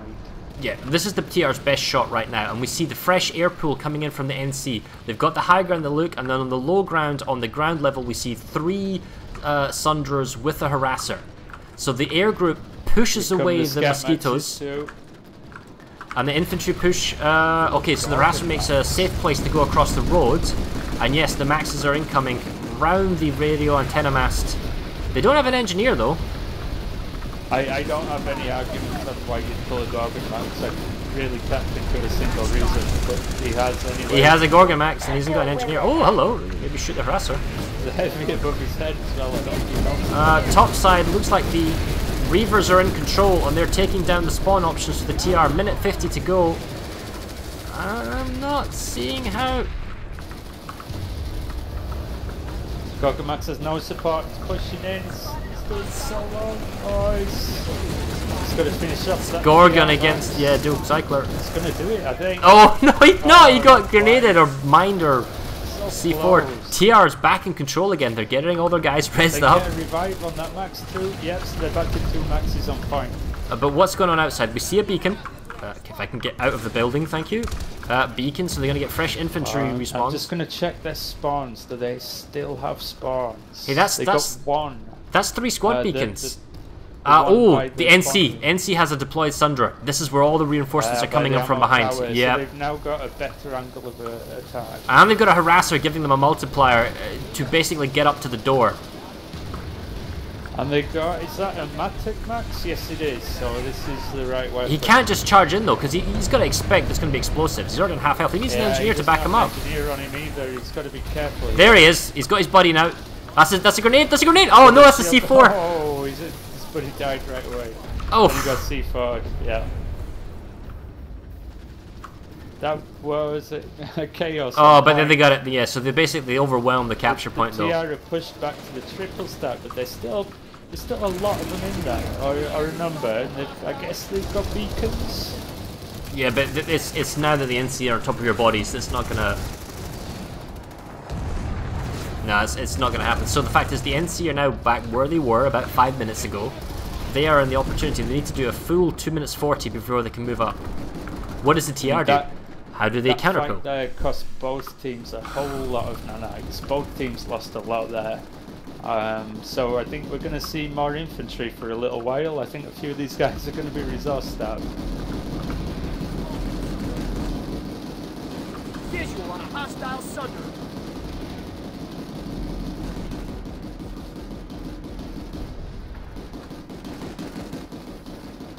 It's like Sundra Wars. Oh, the TR Sundra deploys. Is he trying to repair? No. Oh, does he fire last rocket? Oh, the TR too heavy to pull. He gets the Sundra. I mean, the NC can pull a fresh one from the vehicle pipe, but it was just interesting. Fighting in, to the north of the base. Oh yeah, and well, there's the Air Force from the TR being a harassment as well. Is it just 2 mosquito? 3. Okay. Oh, here come the TR Sunderers. They're coming from the west of the base, over the rocks. Like they did previously. 1 on the triple stack now. NC's aware, but it's only infantry fire rockets. It had like 6 guys in it. They've just all bailed at once and run into the triple stack. And a stealth Sundra is trying to deploy for the TR as well, but I mean, they've seen it. They know where it is. Where can you drive? There's a harasser there to be a nuisance as well. Oh, but the TR do have a Sundra deployed on the western side. I see that in the hills, and they still next to their harasser with the Marauder. It's not an ideal spot really, but I guess they can use the guns from there for a little while. Oh, it's a fallback. And the air control is, yeah, pretty much looks like it's in TR air control. So the NC needs to hold on to this cap. Like, they don't have that many people in the capture building again because they're spreading out, trying to get rid of all the vehicles and all the, you know, multipliers that the TR has around the base. But this has been a siege mentality. I have not seen the NC attack. It's just defend, defend, defend for the last 20 minutes. They need another 60 seconds. 50 seconds. Dude, there's no NC in the capture building. Don't let up. They're trying to save this, and it's 45 seconds to go, and there's nobody in the cap building. For the TR, but I doubt they know that. They're going to think that's pretty heavily defended. There's actually a guy on the roof who didn't go in. He was like, okay, now there's a heavy. Okay, fair enough. Still, ugh. The TR is struggling to push though because that is, well, did one spawn down? One TR's on the point. Pushing across open There's ground, nobody but nearby! Again! 30 seconds to go, 1 TR on the capture point, there's no NC nearby. At the most crucial point where you'd want to collapse and defend and grab the capture point. Oh, they leave the cap. Above the spawn room. This is brutal. He kills 2, 3 guys. Okay, the NC grab the point back again. There's one heavy... 15 seconds. Okay, I think they've got it now because they've got 5 people. And there is... Can you go to Geological for me and check? Is there an NC there on the capture point? Oh, on the map it says there is. I guess it could be the ref, but I'll take a look. Oh, we got a harasser driving up there, rushing in now. He's being chased. Okay, Frostfall is fully safe. TR are in the building though. There's 3 of them here. No. Yeah, they're flipping. NC are flipping. Tell me when it's flipped. Nearly. It's contested. There's a Terran on the point, but there's another NC rushing in. The beacon dropping too. Okay, I'm gonna head over. He's found the infill and killed him, but there are more NC coming in. Right, Okay, they've cleared up the TR. This, Yeah, right, so here we go. now. They've got themselves double beacons, they've got themselves a spawn sunderer to the north, they've got themselves on the capture point. This is what we saw in the first round. All the NC, all of them can redeploy and spawn in. Either they can keep some of the air grip and we can see all the drop pods come in. Steel rain. What? Yeah, it is Warhammer, that's for sure. Now this is going to be purely infantry, and they probably won't be able to hold it against like any form of multiplier push from the TR, but that's not the point. The point is to buy a reprieve, to build up a block of timer so that even if you do get pushed off with like 1 minute to go, you then have a 3-minute window where you can counterattack without having to worry about your previous base. It's very much a tug and war going back and forth here, finally, after like 21 or 2 minutes of defending. Oh, and I say that, and the point's now already flipping. Are they all dead? It's when you're in the second round though, you're getting towards the end of it, and you've been on the back foot for so long, it's really tough to keep your team's morale up and keep them playing at their best. But see, the TR are back, the Sunder has been spotted, Yeah, it's being pounced. 30 seconds though. Banshee, that air to ground is brutal.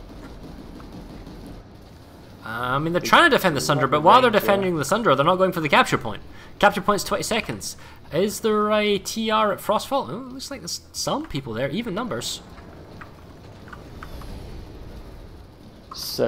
Yeah, relatively small numbers. I mean, both hexes are even numbers actually. Exactly. They've split their forces exactly the same way. Is there going to be reinforcements? No. Okay, the base is fully safe. Oh, last second RPC grab. NC Sunday is down. Oh, shot in the back. Shot in the back. Capture point back in the TR. And it is flipped. TR save. On the bridge, but yeah, TR have broadly got that back. There is one NC Sunderer still, which is dual, no 2 of them, and dual rangers, so it's keeping the air. So we've got infantry fighting. We've got infantry fighting going on at the capture point for Frostfall. However, friendly Max has turned up for the NC. I can hear his ranger fire around geological survey. Oh, he's going for the squad beacons, which they've got. Oh, but this is deployed Sunder. It's still not flipped though. Oh, you're in this awkward game of chicken. He's been attacked by the NC boss. He must see it now.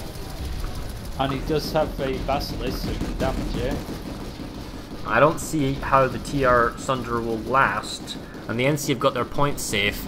Are there any NC at Geological trying to grab the cap? They're having a hard time there. I mean, they're trying. Let me just get back there quickly. I think the air have cleaned it up. I do believe there is a Sunderer deployed. The air have gone straight past it and didn't notice. There's an NC Sunderer deployed on the bridge above it. There's an unmanned lightning. It's been abandoned for the TR at Frostfall on the west. Interesting. NC, oh, the points contested now. Are they gonna flip it? Probably not.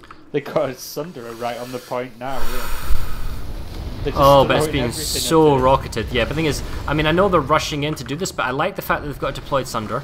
Under the bridge? No, it's not under the bridge. Yeah, that's awkward. Yeah, that's gone. The view capacity destroyed though. Under there. I don't see another deployed one. Okay, where are the I don't pops? think there is one. NC is back at Ymir Bio, and TR are back at Not Research. I think they're doing fresh pools. And just... Oh, there's two more Sunders from the NC pushing up the road. They're going to be fighting two Lightnings in a moment, though. And I wouldn't... And a TR Sunder, especially with the air group here.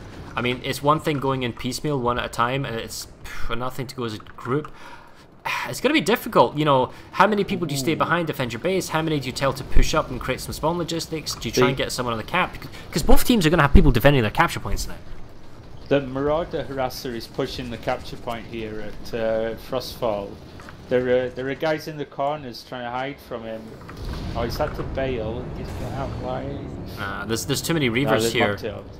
And the thing is, what's interesting is that the Terran Republic's kind of vehicle push is somewhat ignoring the NC vehicles. A couple of them are staying behind to fight them, but the rest are just sort of moving on to the base. But now the Liberator isn't ignoring them though. The NC is mopping up those buses. Dude, is that a 3-man Liberator? 50 minutes remaining. It is. I guess he's using all the guns. That's out of nanites. Yes, all 3 of them are in there. So that's tail gun, that's the belly gun, the tail gun, and the main one. Oh, yeah, okay. If you don't have any resources and you want to be more combat effective, yeah, it can work. But look at the, was it 3-4 mosquitoes? How well can a fully manned Liberator defend itself? See, on point again at Geological Survey. They've got a Gorgon Max and a Heavy Assault. They could do with some more support classes there. I think they're going to die. Oh no, the Heavies made it. I'll be really impressed if this Liberator kills anyone. Geological Survey is counting down again, and the TR are running in one by one to fight 2 guys. Or trade, so now it's just the Gorgon Max. This Liberator, I'm just following the Lib. Rushing in though. The Lib's barely surviving. Yeah, he's been chased, and the mosquitoes are right on top of the biolab, but they're outnumbered 3-1, 2-1. I think the Liberator's kind of all regenerating. Okay, well that was kind of interesting, I guess. Point still heavily contested a Geological Survey. We've got basically sort of infantry skirmish fighting here. And neither faction can get a solid hold right now. Oh, NC has the cap, Sunder on the cap, but the TR is rezzing everyone. Very evenly in the 1v1s by the look of it.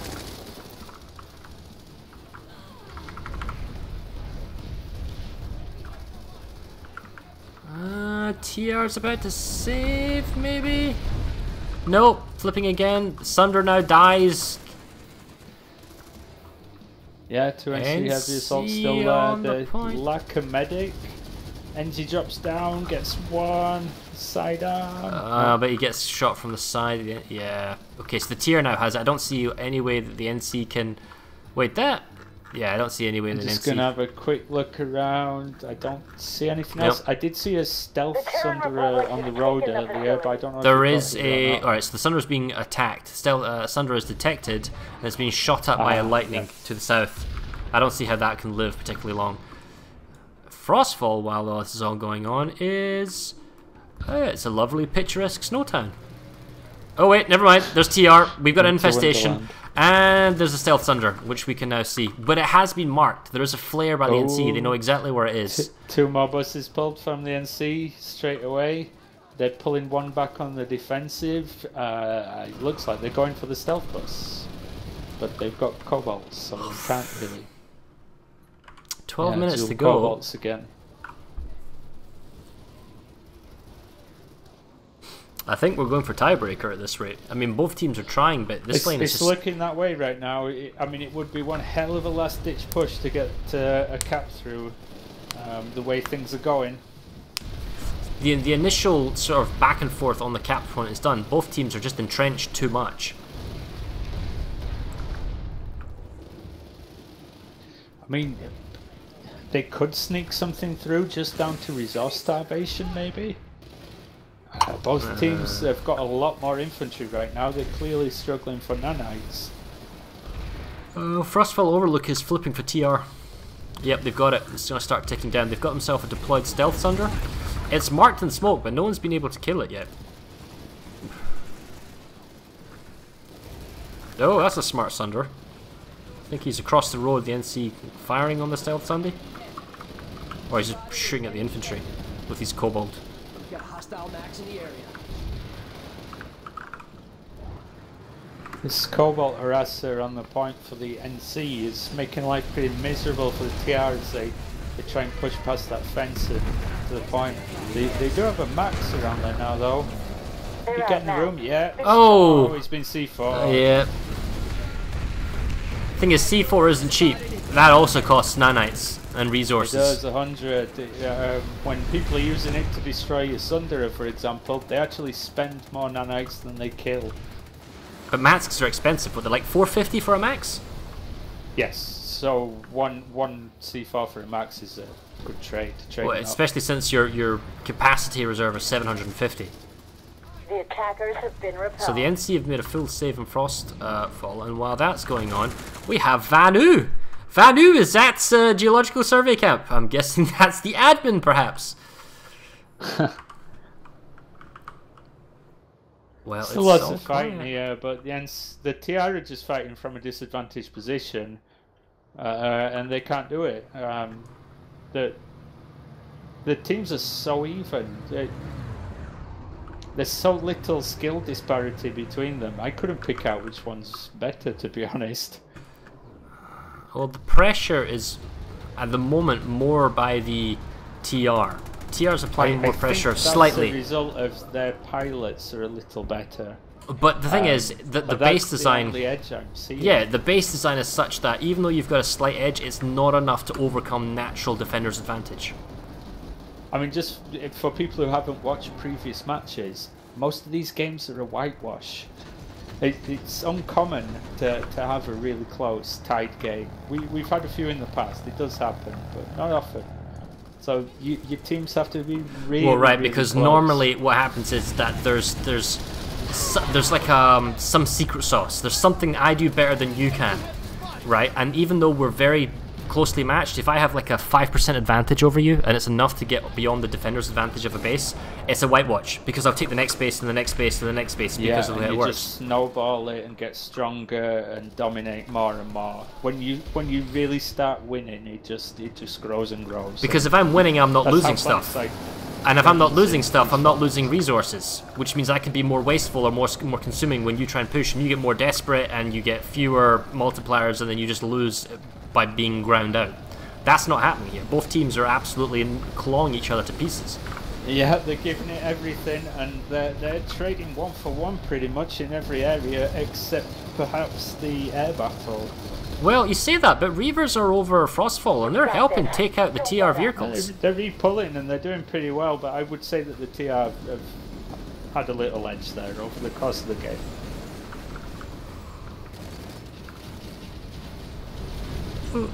Liberator says hello.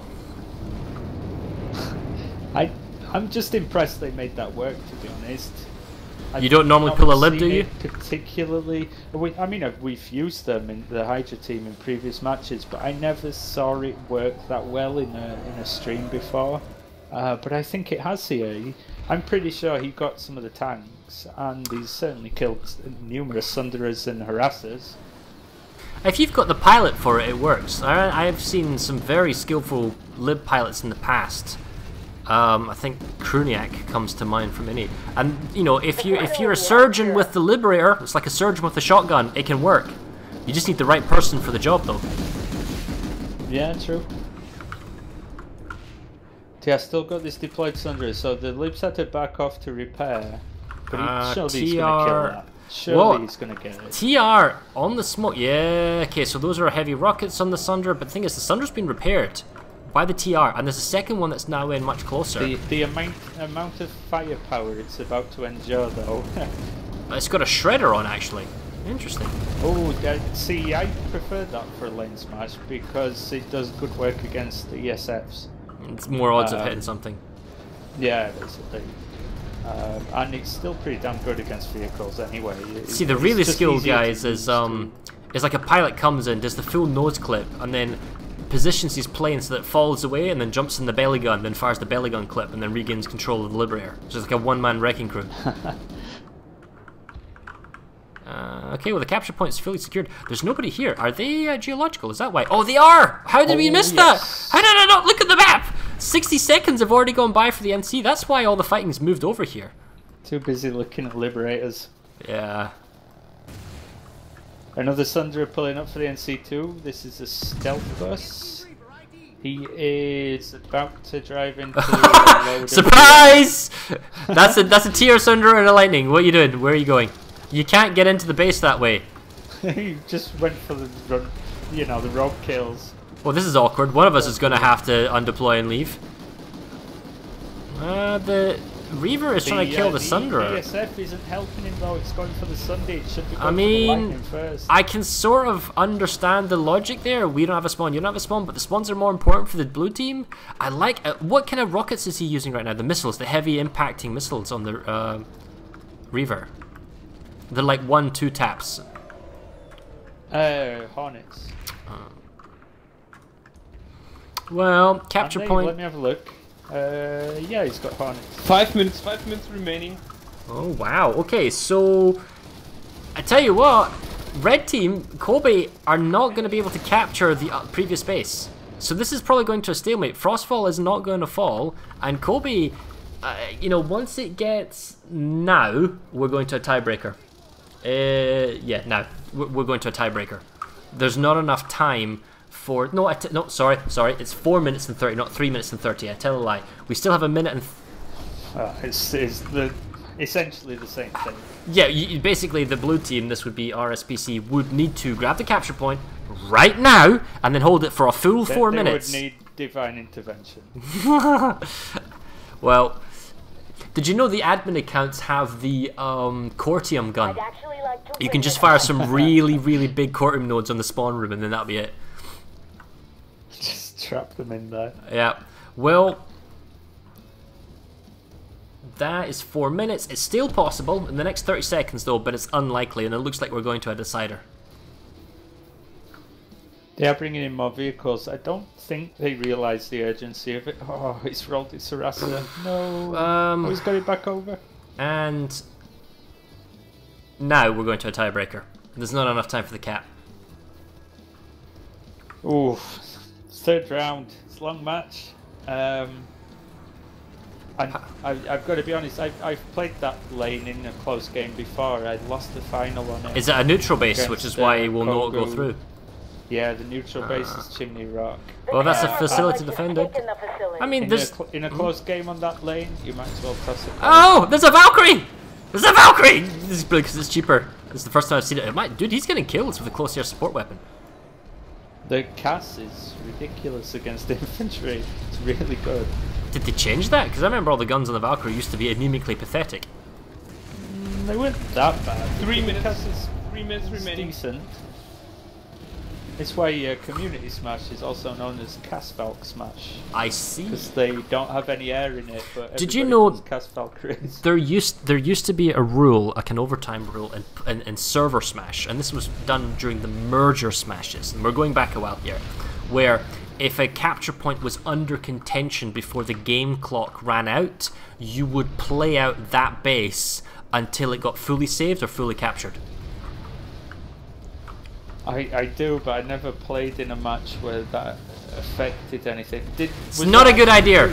It's not a good idea because what happens is the entire population naturally filters down to the only remaining base that's left there, and then you get like a 700-man fight on a base that's not designed to handle more than 100.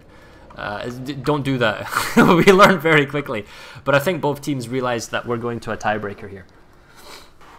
So yeah, pretty much. I think if they didn't, they should have given the call a couple of minutes ago to stop using nanites, and yeah, just shoot people and have fun for a little bit. It's kind of given up. They're on Frostfall, sorry, but it doesn't really matter. This really change. Well, it could change things in that neither team will have prepared for this.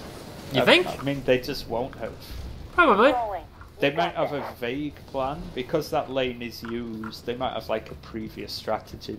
To be fair, if you're a good platoon commander, you look at the map and you go, "How can I abuse the bleep out of this base? How can I utterly cheese with a free start? What is the best way for me to get on point and dominate?" And it doesn't need to be at the beginning, because you could let the enemy grab it and then you can like counter drop with a galaxy at the last second, because it's a neutral base, so you can steal. How it works. Okay. No team can score any point. Oh, he's a slow referee. Time. We've been on this for ages. In this case, we play a tiebreaker.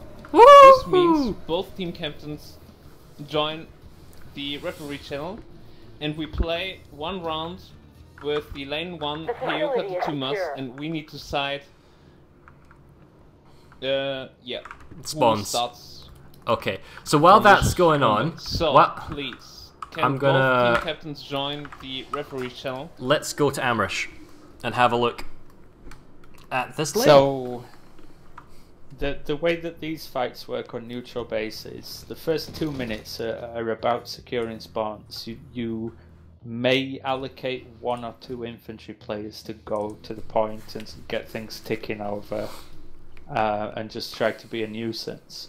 But initially, it's a massive vehicle fight. You can go heavy on air and try to kill their spawns and control the ground. Yeah, right. Or you can do it with tanks, but most commonly it's a mix of the two. But the crucial thing is, you just want to lock them out of it. It's a single point cap. That's the important thing. It's a single point, and if you have more people, you flip it. So if it gets down to 1 second, 0 seconds before the base goes in, and you have more people, then it might take 2-3 seconds for you to flip the point, and boom, you cap it and you cap the base instantly. Yep. And we've seen it before. So this is where, once the timer starts, there will be a winner. There will be decided. As soon as that 4-minute timer starts, it won't be necessarily 4 minutes, but it's definitely going to be there. It's a really harsh way of deciding a close game, but you have to come out with a winner. I mean... Alright, remind me, what's the lane? Which base are we going for? It is Tumas Tech Plant to Hyoka Tech Plant, which is... So Tumas is like... Chimney Rock. Just a bit to the left of... Are we fighting over Chimney Rock? Yes, we are. Oh god, this base brings me PTSD. This is the Inia and Mercs finals all over again. I lost the final on this lane as well. Oh, it's not great. The north is heavily favoured in this map, I think. Wait, no, or is it the south? Actually, well, the thing is, the north. Yeah, because like if you coming in from the south, right, you have to come on the bridge. But the fact is, there's nowhere that's like super secure from air. The north has the huge spire that they can hide behind and pound in. Plus, oh, yes, I've just jumped out. That is a big advantage. As I fall out of the observer camera again, the north has the advantage. The forest to the east side, or sorry, I'm looking to the east side of the capture building. You can deploy summoners in there, and you can bunny hop up the rocks, and you can get across. Plus, with vehicles, there's going to be force multipliers on this base because this is a capture point. It's got 3 ingress doors. You can grab sunders in here. You can drive through the front, or you can drive around from the back. It's very difficult to move them around though. I mean, and block the doors. Does get done generally, but they're really easy to rocket. Yeah, but nobody has all that long. Nobody has the spawn room. There's no defender's advantage in this sense. Once you're set up and you're in there, even if they do come in with an airdrop to steal it at the last minute, it doesn't matter because you basically Sundra block the doors. They have to then waste time, consumables on the vehicles, blowing up the vehicles, killing people. Okay, guys. And you pull everything you have when it gets close. The winner of the coin toss are the TR. TR starts from Tumas. The winner of the tiebreaker is who gets the neutral cap base. That means I don't know why they picked Tumas. They picked the south. They got shorter distance to get there, so I guess. That means, yeah. Well, I guess if it's a short distance and I have 24 people, I am pulling 24 Sunders. I want to there is a sneaky tactic you can do on this lane, which I suffered. Well, Sunders in one allow of the past finals, which is Hyoka Chemical Lab, the light bridges. You can fly an ESF and then flip it before the tanks arrive. Okay, so here's the thing, right? If I am TR and I am attacking this base, I might take 1 Prowler, 2 Prowler, and I might take 1 or 2 Stealth Sunders that give me fallback spawn logistics, but with a mixture of Beacon and squad spawning in Sunders, I would probably take 20 Sunders. If there's an Air Force, fine, maybe the Air Force can take their air thing and they can kind of fight and duke it out, but I'm just thinking maximum muscle on the cap. But the problem is... But if I was the NC, the way that the Mjolnir harassers have been going... I'd want some of those in the but you can't shoot area. The thing is that once you get to the actual capture building itself, once you drive your convoy, because that's what you do, you would race your 15, 10, however many Sunders you've got into that capture area, you basically create a sort of wagon wheel effect around the capture building. You know, you flip it and then you have your whole team there. Maybe you have some Air Force, maybe you have like Sunder has 1 anti-air gun and then 1 other type of weapon that's not anti-air, and you basically, like, for the harassers to get in, they need to show themselves on the front. They either have to come in from the eastern, tree entrance, or they have to come in through the main southern approach. You can focus on that. There are other sort of thinking outside the box options too. Like, I used an opening for a service smash on Amrish once. It wasn't on this exact spot, but the same principle applies, where you can just dump Raven maxes in the rocks high above the road. Can you ask... they will just lock down at that whole area with AV. Can you ask Erots when we will start the tiebreaker, please? Yeah, sure, 1 sec. So, while he's away, we can see that the admins are flipping him, getting the map prepped. And the reason that it wasn't prepped before is because whoever wins the coin flip gets to pick north or south priority. I mean, if you're NC... Now, the issue with the NC is that you're going to have to come across the light bridges or through the tunnel gap and then go wide. You are probably not going to get to the cap first, but getting to the cap first isn't necessarily the most important thing. You have 4 minutes from the point that cap is flipped to crush the enemy vehicles. So if you're second to the base, but you know where they are and they're not mobile, and you bring vanguards, now that could be another option. If you know... Halo, help me out here. Am I right with this? If you are not going to be at the base first, right? Then you accept the fact that you can't race to the cap and then get yourself established. So what is then stopping you? You might have a good Air Force, but what's stopping you from bringing not say like 10 or 15 or 20 Sunders? Just bring the 2 or 3 that you need, and then everyone else is a vanguard. Nothing. I mean, that's the way I've played it in the past, to be honest. Although I use a heavy Air Force as well, so I think a mix of tanks and air is good, because if you only win the vehicles fight and you don't have any air, you're just going to get picked off if you a million. If you have your air group, that's however many people's in your air group, go air group, and then you maybe have 1 or 2 Sunders that go proxy rep or just stealth deploy, so that you have infantry options when you lose vehicles and people die, they just spawn as infantry. Then a vanguard has the AP main gun and an anti-air secondary weapon. Everyone has their own tank, so that if you need to help with the air, you jump in the AA gun, otherwise you move forward with the AP gun, and the whole obstacle or objective is to control the T-section junction just past the bridge at the base, and then you basically pick apart all the vehicles, shatter them all, and then the critical thing is here, if the TR do rush on the capture point, and then there's like 2 minutes left after you've destroyed all the vehicles, well, now you're set up and the enemy team has 2 minutes to do something about it, and they have to pull vehicles from miles away. It's like all or nothing. At that point, you switch everything. So you pre-pulled all your tanks, so you haven't lost any nanites for that. So all those people switch to maxes and get on the point. You just, I mean, it will come down to the last few seconds. If it's still close, if they didn't the lane are prepared, clean up all the Sunderers, it'll come down to maxes and on players point. can join the home base. Did he say how long until we start? 5 minutes, but that was like a couple of minutes ago, so probably 3. Okay, yeah.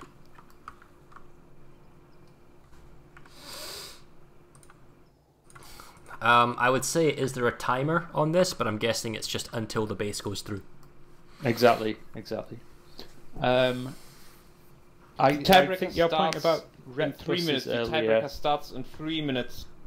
Was absolutely valid for this. I mean, I just wouldn't open this without a rep bus, possibly 2, so they're mutually rep and well, the thing is, them more survivable. Make your rep buses your deploy Sunders then. You know, I mean, if you really want to maximize the number of people that are in the air and are in heavy armor, then you can just take 1-2 Sunders. I mean, yeah, if somebody dies in the air or somebody dies in the tank and you're not set up yet, they go back to Hyoka Chemical and bring, you know, a replacement, right?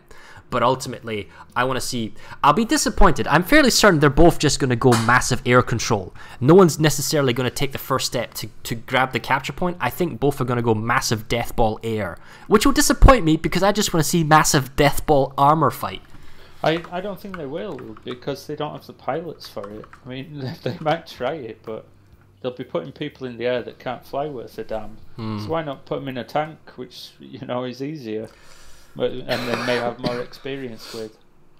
I'd be a bit wary of not bringing a stealth bus. I think one stealth bus is a little bit mandatory, because the deploy positions are all a bit shitty. It's really tough to find somewhere that they're not going to spot. The sight lines on all the spawn locations are really long, so you can get your deployed Sunderers sniped quite easily by tanks. But a stealth bus, you just don't see it if it's a long way off, so it gives you a bit more utility. And it doesn't need to survive the full 4 minutes. It just needs to get you to the last 60 seconds, and then it's all on how you hold that point. How many maxes, medics, and engineers you get in there? Basically. Well, maxes don't count towards the cap point, do they? No, they don't. They don't, but you're going to need a ton of them. The thing is, if you've got motion spotters too are very useful. The thing is, you've got, like, if you go maxes, then I'm just wondering along the lines of how can the enemy team max in without you being aware of it? Because if you've got outside knowledge, you know when an aircraft Gal's flying in with a drop or a Valkyrie, or you see the beacon, or it's like you should see it coming. Whatever. If you've got control of the base, it's not like a close point-on-point massive grind fight on the base, and you know they've got the north, you've got the south. Then, if you've got control of the base, you should have scouts out there telling you they're coming with vehicles, they're coming with aircraft. You know? Oh yeah, for sure. I mean, if they succeed and they're able to clear up, win the vehicles fight definitively, and clear up the area around the base, then don't get everybody on the point. Absolutely don't. Hold that ground and just control all that area. Don't let them get anywhere near the point. That was a really long minute. That was 3 minutes and 2 minutes. The gap there was really long. That was... They have different minutes in Germany. So since I'm on a 2 minute delay, I can tell you that... well, actually, I'll look at the NC, because I can see their spawn options better on the minimap. What are they getting? Oh! I'm somewhat disappointed. Okay, so the NC are Liberator, Reavers, the Ground Vehicle Force, Double Sunderer, both blockade armor, 1 stealth, 1 fire diffuse, and we have 3 Vanguards using anti-air gun, AA. Oh, I don't like the fact he's got AA and AA, and the other one's got AA and Halberd AA. I don't. 1 minute. That. So TR, vast majority are air. You got, I believe, 1 Skyguard, possibly. Yeah, that's a Skyguard. You got a Harasser with a Vulcan, so it's AV. That's for the Sunderers. 2 Prowlers and 3 Sunderers. 1 stealth. I want blockade, my tanks. Oh well. Shield. That's interesting. So the TR know that. So there is no repair bus. So they've got. They think, okay, you know, we have an air group, but it's not as big as the NC air group, but we've got more ground. Oh, there's another. There's a proxy rep Sunder in the back for the TR. Oh yes, yeah, he's just driving up. Okay. Every single Lanesmash I ever led, I led from a repair Sunderer. Because you can't do much. It's gonna be a race. It's gonna be a straight up race for 10 seconds to the Tiebreaker. Are they going to go for the light bridges? I wonder if the Reavers are going to defend the light bridges to go in. 4, 3, 2, 1. Tiebreaker starts. Alright, here we go. Mean, if you go for the light bridges, you've got to go low to try and avoid that. I don't see it happening. Oh, there's 1 Russian. I think he's trying it. They are going for it. Yeah, it looks like he might be. He's getting shot. They've seen him, but he's going to get there. He has got there. Flip it. You've got to time this. You've got to nail it. Go on. Oh, he's done it! He's done it. No, but he didn't kill them. They've basically gotten themselves set where. Alright, they've killed them. Got the delay. But they don't have a hacker. We need a hacker! Oh, okay. Can hack that okay. People know. Alright, well, anyway, that was a distraction. The air battle is also very, very important. What's going with the ground vehicles for the TR? Are they actually at the base yet? They've passed the bridge. They've got a stealth bus going through the woods, which is perfect. That's exactly the Prowlers are about to meet the Vanguards. They're on the bridge. Where's the red bus? He's hanging back a little too far, I would say. The air battle is huge. Vanguard shielded, maybe a bit prematurely. That is a suicidal Skyguard. He's killed the Vanguard. Oh, he's getting a distraction. He's tanking, basically. If you shoot at the Skyguard, you're not shooting the Prowlers. Oh, the... He's got the rear armor on it as well. Oh, come on.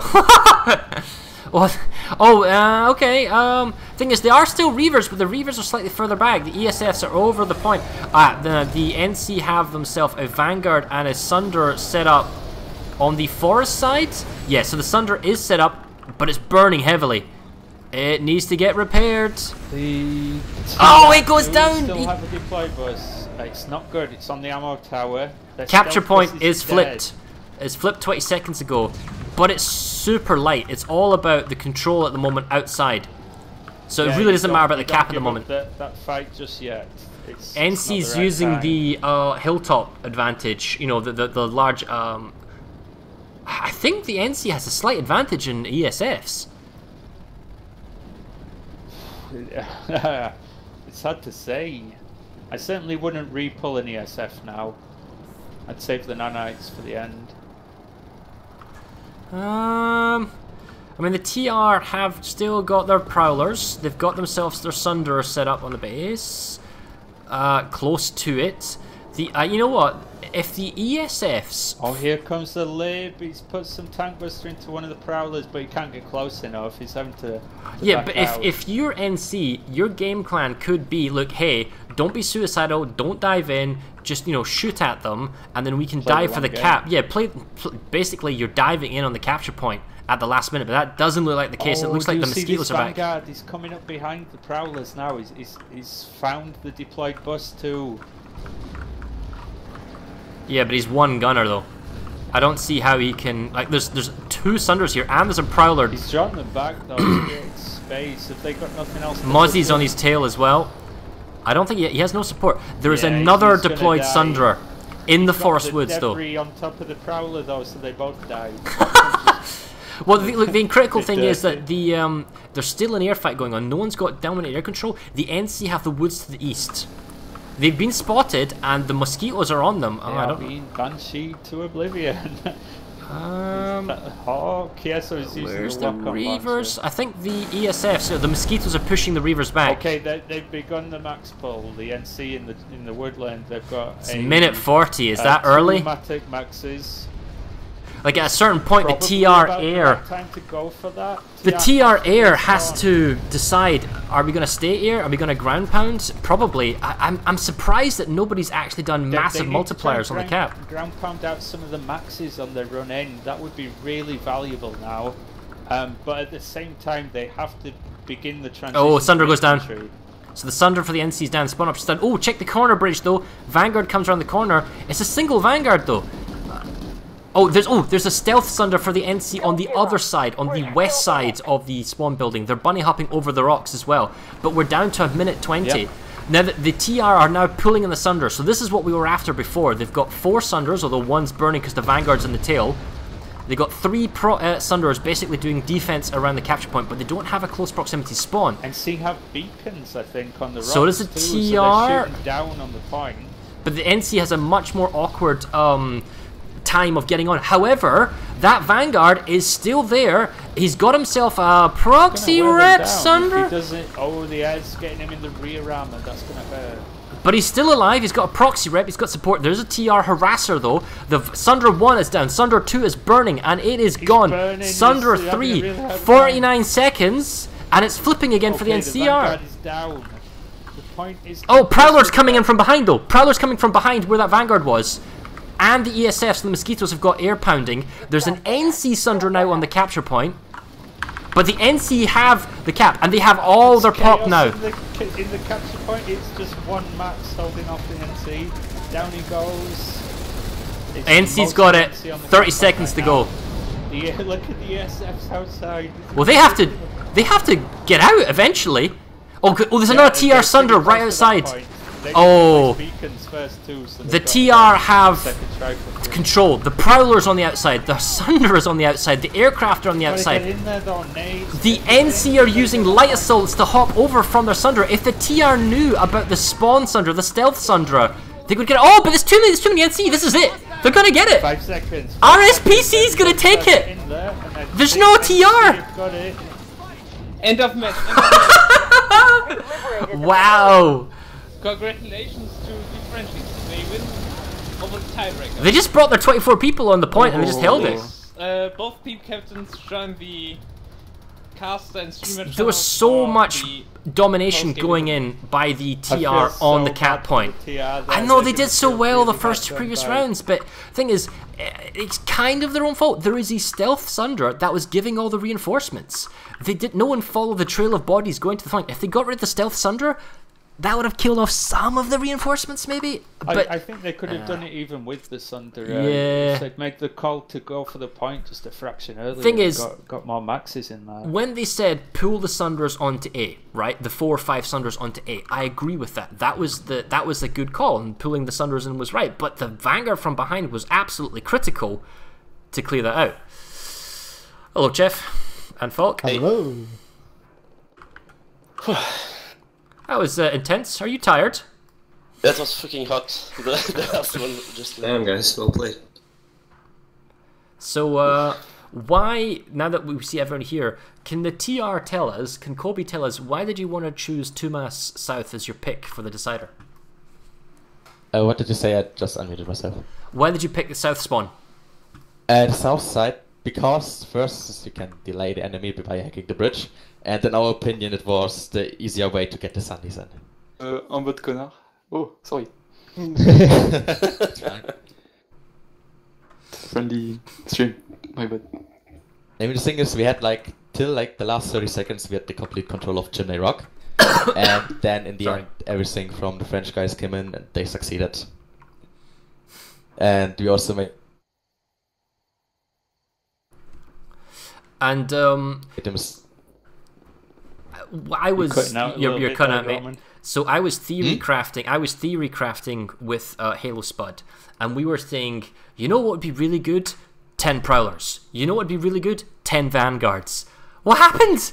You just brought ESFs. You brought like 2 or 3 tanks. Is that just part of the game plan? The right people, or what? I mean, the game plan from us was the chimney to maintain external control of this. So to deny the French guys to get any Thunderers in, or I don't know, let them have a scat max skill drop on the point. That was the plan. Yeah, but how many pilots do you have? How many competent pilots do you have in your 24-man team? I think in this match we had 8 pilots up. So you had a lot more than that up. Yeah, plus the infantry guys. So we make sure we win the initial air battle. Yeah, but they're not going to contribute much value. You could have extra tanks to really slaughter all their buses. Halo, the thing is, Halo, if the French guys pull 18 pilots, or 8 pilots, not going to win against that. You know? And anyway, if you don't have air control, your tank is going to be destroyed by the air. Even if you pull 10 tanks, if you don't have the air control. If you can make it take them 3 minutes to do that, then it doesn't matter.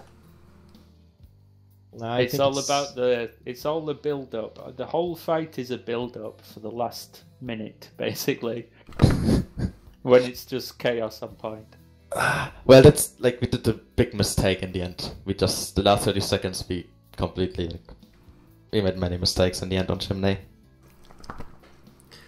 Yeah, I think if you had commit, you'll never have that fight on live. Yeah. Did you? There's no experience you can have to bring into this. Did you practice for the tiebreaker at all, or is this we'll just do it on the fly? We never played this lane yet. And actually, we played it once in a practice match, but not against a team who's that good. Yeah, and we played it during one match. I don't remember which one. Yeah, it was a training match because the team cancelled, so it was a kind of friendly match. And then there we had the possibility to try the opening on it from both sides. So we just decided to do the same that we did, with a lot of air, because I mean, getting as Roman said, having the air control is still valuable, because you can even fight. I mean, even you have 10 pros, 10 vanguards. I mean, it won't affect that much against air, and in 3 minutes you can definitely destroy all of these, because if you have 18 pilots in the air, the opponent's only 8, you will wipe them in 60 seconds or less, and then you can carry everything else. They won't be able to come back on the base. So that was I guess what Roman tried to explain. It was our plan also, definitely. So You actually repulled air, didn't you? yeah, we did as well. Yes, like the point. Then we air. wiped that air. That was the point where we should have got on the point. Like, this was a stupid mistake of us to be like, yeah, whatever, let's leave just a couple of guys on point. And If I can, I think the last minute you had to come to the point. It's what you did not, and yeah, exactly. give us extra time to come back on point. Definitely. if I can go back to Esamir, how was the fighting between Geological Frostfall? Because those look like nails of bases to try and cap, going back and forth and whatnot. It's kind of difficult because CoBe was very attentive on not being back up on geological. Or let me ask you this then: do you prefer it if lanes always had a neutral base in the middle, to always have kind of a decider, or is it interesting and good? Because I think this is one of the few lanes where you straight up own the two bases that then go into each other. It's very hard when you don't have a neutral base, because when you don't have it, you are always afraid to pull too much on the offensive and to be back capped straightly and losing. For example, if you drop maxes in the offensive, but you get back capped, it's always the problem there. So I think most of teams start to try to be kind of defensive at the opening on that kind of lanes, and after it's still complicated on this lane. Zamir, it's so long, even with Sandy or anything else, to go from one base to the other. It's very hard to bring cheese or to do something if the opponent team can manage the vehicle pad to destroy it all the time. And to be honest, CoBe did. I mean, I think they were faster than us to bring cheese and stuff and Sundays like that. They managed it maybe a bit more than us, a bit better than us on the Zamir. I'd argue that you've described exactly why this is like a better version of Lanesmash almost. It's like the true Lanesmash, in the managing the back caps and having to defend and attack and strike that balance between the two is really hard. But it is, that's the game. It's like, if you have a lane like this, you need to think about way more things. This makes it actually really interesting as well, to be honest. Yeah, definitely. It's two different Lanesmash. I mean, to have a neutral base or not, totally different game. When you have a neutral base between the two teams, it's basically an opening like on Server Smash or Community Smash. That's just. Well, in a Server Smash, you don't have to. You don't have to worry in a Server Smash of being dumped on by other people. It's like you're doing well and dropped.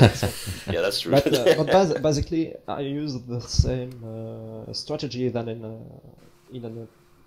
a community smash for bases like Chimnerock, as said Romance. First control the area around the point and then the point.